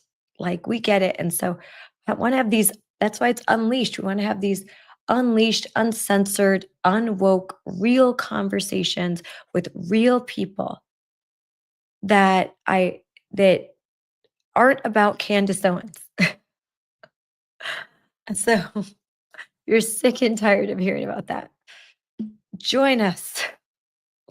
Just like I am so sick and I'm tired of hearing of all of this. Like it's la la la la. And guess what? And we're not men. We're not dudes. And men, I think men want to hear from not men too. I was just looking at some of our analytics and like 60 or 70% of the people watching some of what we post are young males. So yay. But we definitely got to do something about the girls. Like I'm raising 4 girls, raising 4 non-woke girls, trying really hard. And it's as each one, like as my junior is thinking about college, I'm like, I get a veto. And she wants to go into a field that she wants to go into medicine. Like, my other kids, medical school, nursing school, all that. And so, so she wants to go into a field that requires her to get a college degree. And it scares the crap out of me because I'm the one that just broke the story of what happens in Madison. And Madison, of course, a preferred college because it's a state school. That's one we are doing a show on how much it costs to send your kid to college. It's insane. It's insane. And then it's almost like this mark it up down thing where here's the sticker, 90 grand, but then you're applying for all of these different scholarships and but most grant awards, most money is financial. You've got 2 parents that make over 100 grand a year and you are ineligible for just about, if not half, 75% of awards. And think about it. 2 people that make 50 grand a year, that income threshold is such that it's very hard. It's very hard. And then you think, I am not going to let my child go into debt for that degree in what? I mean, even, and this is where I've experienced, even let's say, oh, they want to be a doctor, so they can go into, well, no, they can't. You don't want them going into a huge amount of debt for their undergrad, because then they've got medical school. And medical school, you are not going to find a whole lot of scholarships for medical school. And that is 4 years. That's like bare, and you can't have a job. There are students who graduate medical school with $400,000 in debt just from medical school. So law school, I mean, it's insane. And so these are, and all of this is a result of the government getting involved, the government subsidizing, the government paying off loans. So these institutions can just keep like raising and raising tuition because the government is going to pay them. And then they have these endowments, billions of dollars in endowments that they don't touch. So as long as as long as the incentives are there, that tuition is going to keep going up, up, up. And just like in K through 12 education, COVID funds came in, and guess what most schools did in public schools? They hired more staff. Now they're like, oh, we're going bankrupt, we need money, because they can't fire the staff that they hired. And I was in school board meetings advocating, saying like, don't hire any new staff that you cannot afford once these COVID funds end. But they don't listen. They don't listen. So now this proverbial cliff, this financial cliff that the unions say that all of education, it's self-inflicted, because and that's in colleges, took all the money. And if you had a kid in college during COVID, it was all virtual. And oh, we're not even going to have final exams. Everyone gets an A, you get an A, you get an A, you get an A. And they went into debt for this. Like, they're still, and here's the fun fact, for most freshmen, their classes are still online. A lot of these college classes, they haven't changed. They're still online. So you're paying the same for an online course. So they got all this money, these colleges hired more people, did all, and they don't want to, they've got to be subject to the same economic reality that private businesses do. You can't, when the government runs something, the government's paying for it, there's got to be a level of accountability that is the same market forces. They need to care about market forces. That's why school districts can say, I don't care, we're going to trans your kids. Because when they don't have to answer to anyone, they can do whatever they want. That's why when they will, like a school district in Madison, they'll pay $100,000 for a logo, and then not even use the company that they hired because someone gifts them a logo. They don't care. It's not their money. It's monopoly money. It's fun money. Not my money, not my problem. I can do it. They're so used to spending money with zero accountability. They don't have to balance their bank account. When they're $5 million, oh, we can't seem to figure out, well, they just say, oh, we're going to have a referendum, or we're going to increase the mill rate. Because what are you going to do? And what are you going to do? Shut down the school? So we need education, like medicine. Everything that's run by government has to be subject to some market forces. And then we've got to be careful, because in medicine, my dad is a veteran. He goes to the VA. And what happened with the government shutdown was real. The furloughs, the staff shortages, how slow things can be. We can't sacrifice quality of care for our veterans. We can't sacrifice quality of care for our elderly. We have to fulfill our obligations and our promises. But there's so much waste and fraud and abuse.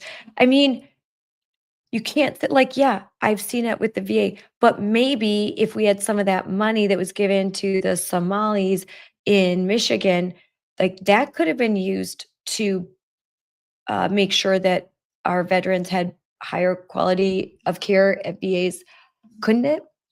Maybe if we weren't spending all this money on illegal immigrants and giving all of these tax dollars to them, maybe that could have served to the benefit of health care for our citizens, for our heroes, for our veterans.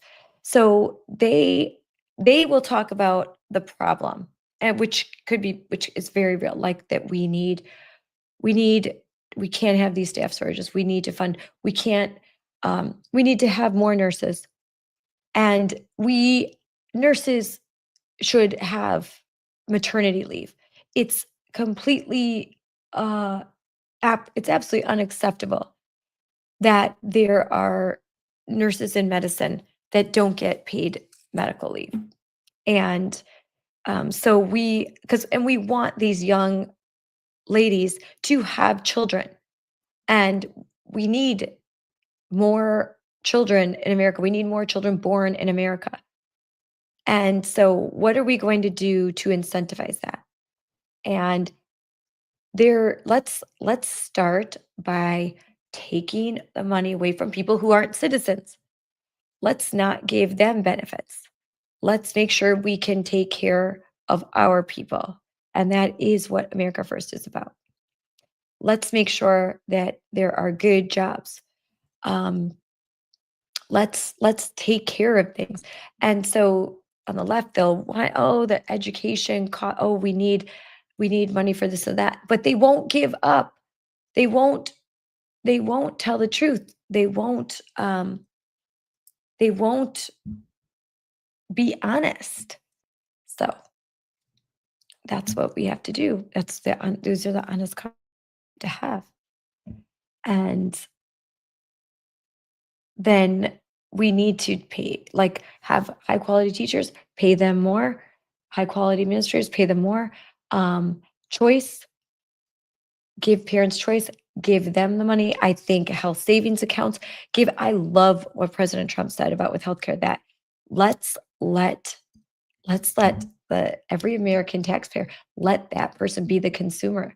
Let them, because insurance companies, they've got, oh my God, they live in palaces. Okay. Oh, big palaces, all of the HMOs. Oh, and then you go to the VA hospital. That's not right. So we have to be the conservative populist movement that cares about people, that cares about the middle class, that cares about the working class, that cares about young people. And we can't just say sink or swim, sink or swim. Like that's how you lose. So, and President Trump never talks in that language. And that's why he's been so effective, because he gets it. He gets it. And the revolution of common sense, can't wait to talk to Scott Jennings, because there's a lot. I keep saying I'm gonna end. This is what happens when I go late, because my kids are asleep and I can just talk. But there are such good quotes.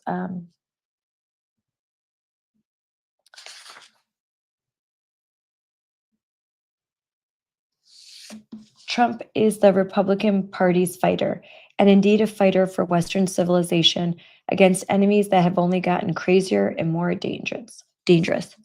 The future of the West hangs in the balance, and Trump is leading the fight to save it. and that's from, but talks about that Trump is kind of the bull in the china shop that America voted for. And how in meetings, like how thoughtful he is, how inquisitive, that when Joe Biden was president, no one knew who was running the country. Certainly wasn't him. And it is one of the greatest, I think, scandals of American political history, that so many people covered up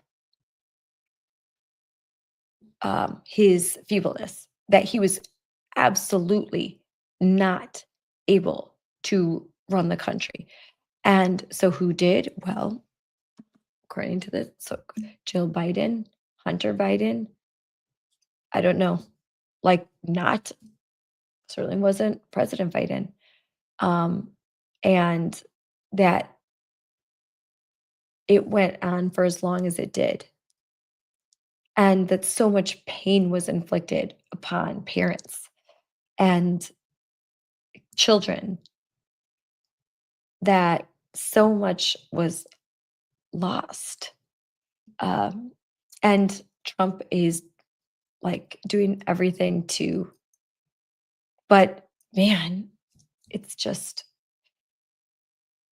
you knew things were bad, but then you read this book and you find out just like the world of hurt that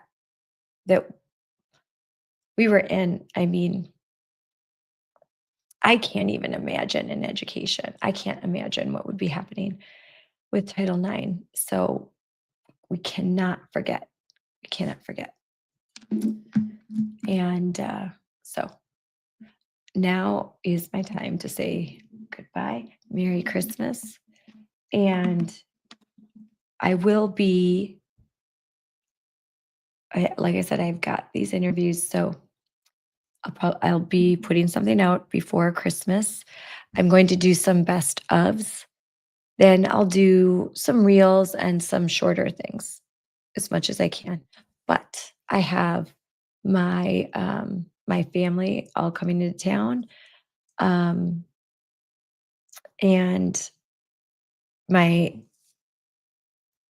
dad's having some health issues, so, and it's Christmas, and there's a lot going on. So and I manage Moms for Liberty social media along with we have a great team, but looking forward to family time.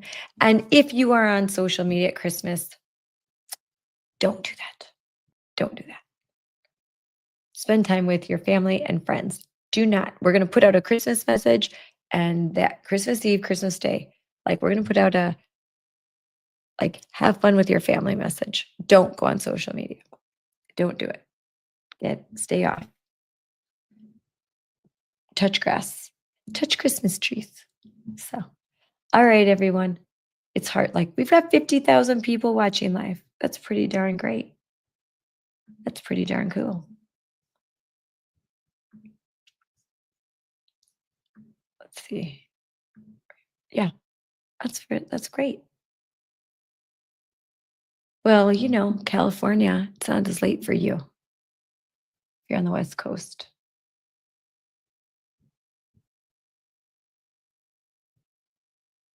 Oh, I'm reading this from Elizabeth Warren. Donald Trump and RFK Jr. are threatening to shut down hospitals if healthcare providers won't deny medical treatment for trans youth. No matter where you live, it's wrong to deny families the freedom to see a doctor and cut off care for their children so that they can, what? Cut off their genitals?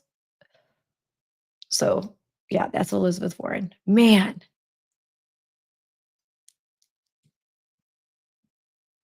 Evil. It's just crazy. And that's why we fight.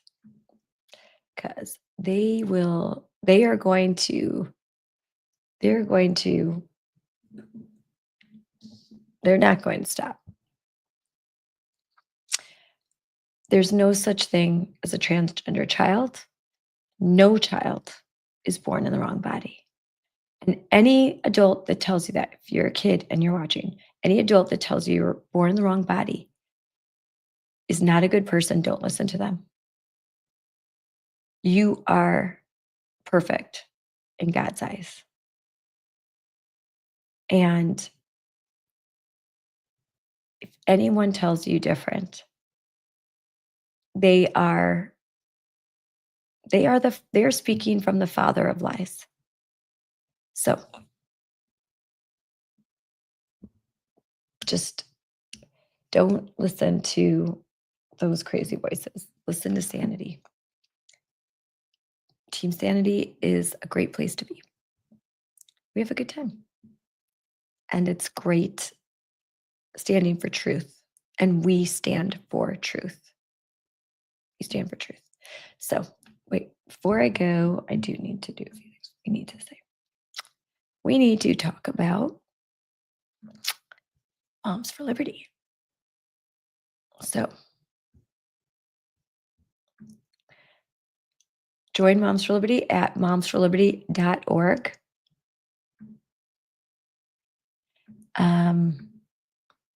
Follow Moms for Liberty on X at Moms for Liberty. Actually, any social media platform, that's our handle. YouTube, Instagram, Facebook. And watch, please, we're trying to grow. We are really, really trying to grow our YouTube. So it's a work in progress.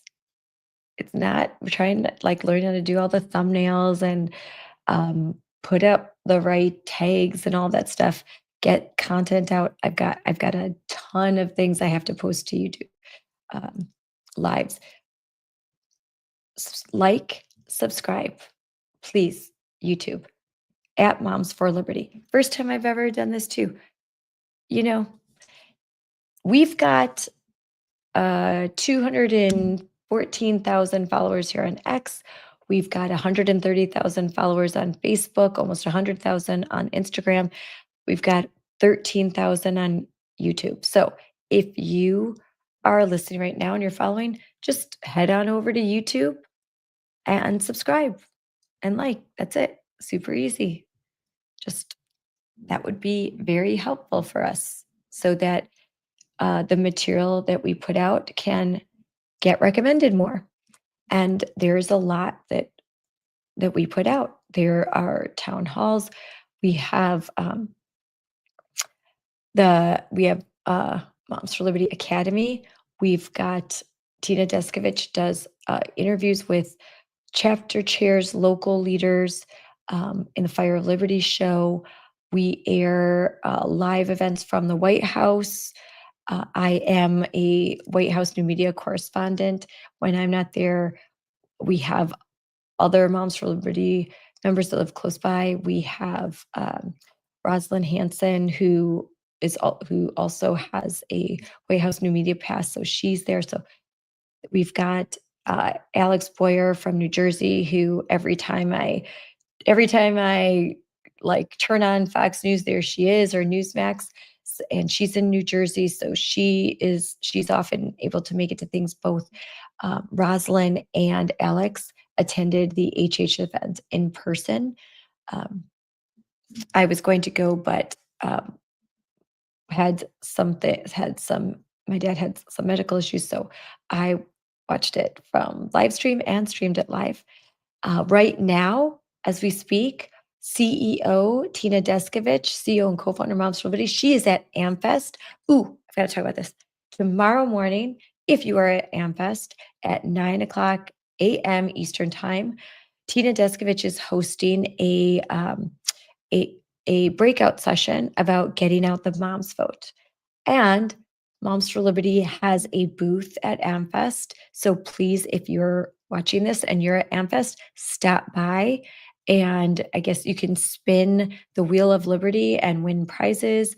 And so Moms really has a huge presence at AmFest. We've got a booth. We've got several people there. I was asked to attend, cannot attend this close to Christmas. Too many things going on with my kiddos, basketball games, parties, family commitments. So I will be watching AmFest from afar, but you will definitely be getting some clips and snippets from that important event. And so I'll see if I'll put, there's a graphic, but I don't think that we can live stream that breakout session. If we can, I will certainly try, but I don't think that we can. That will be released later. I'm tired. Oh Lord, sorry, yawning. So, what else? Let's see. I think that's it. Again, you're watching Moms for Liberty. Follow us on X. I think that's it. And one last time, Patriot Mobile, special deal, free 2 months of service. Use promo code HOLIDAY25. That's Patriot Mobile. And if you're out there and you're interested in sponsoring Unleashed with Scarlett Johnson, hey, DM me. Let me know. Let's talk. So that's it for today. How many days? What's the date? How many days till Christmas Eve? It's coming so fast. Christmas is in a week. Christmas Eve in 6 days. Who else has a little bit of shopping to do? I've been keeping up with wrapping for the most part. We've got white elephants, secret Santas, but it's so much fun. I've got to cook for many, many people, many, many times. And all of the kids are here for Christmas and their dogs and babies. So it's the most wonderful time of the year. And of course, it's a blessed, holy time. So, season of Advent.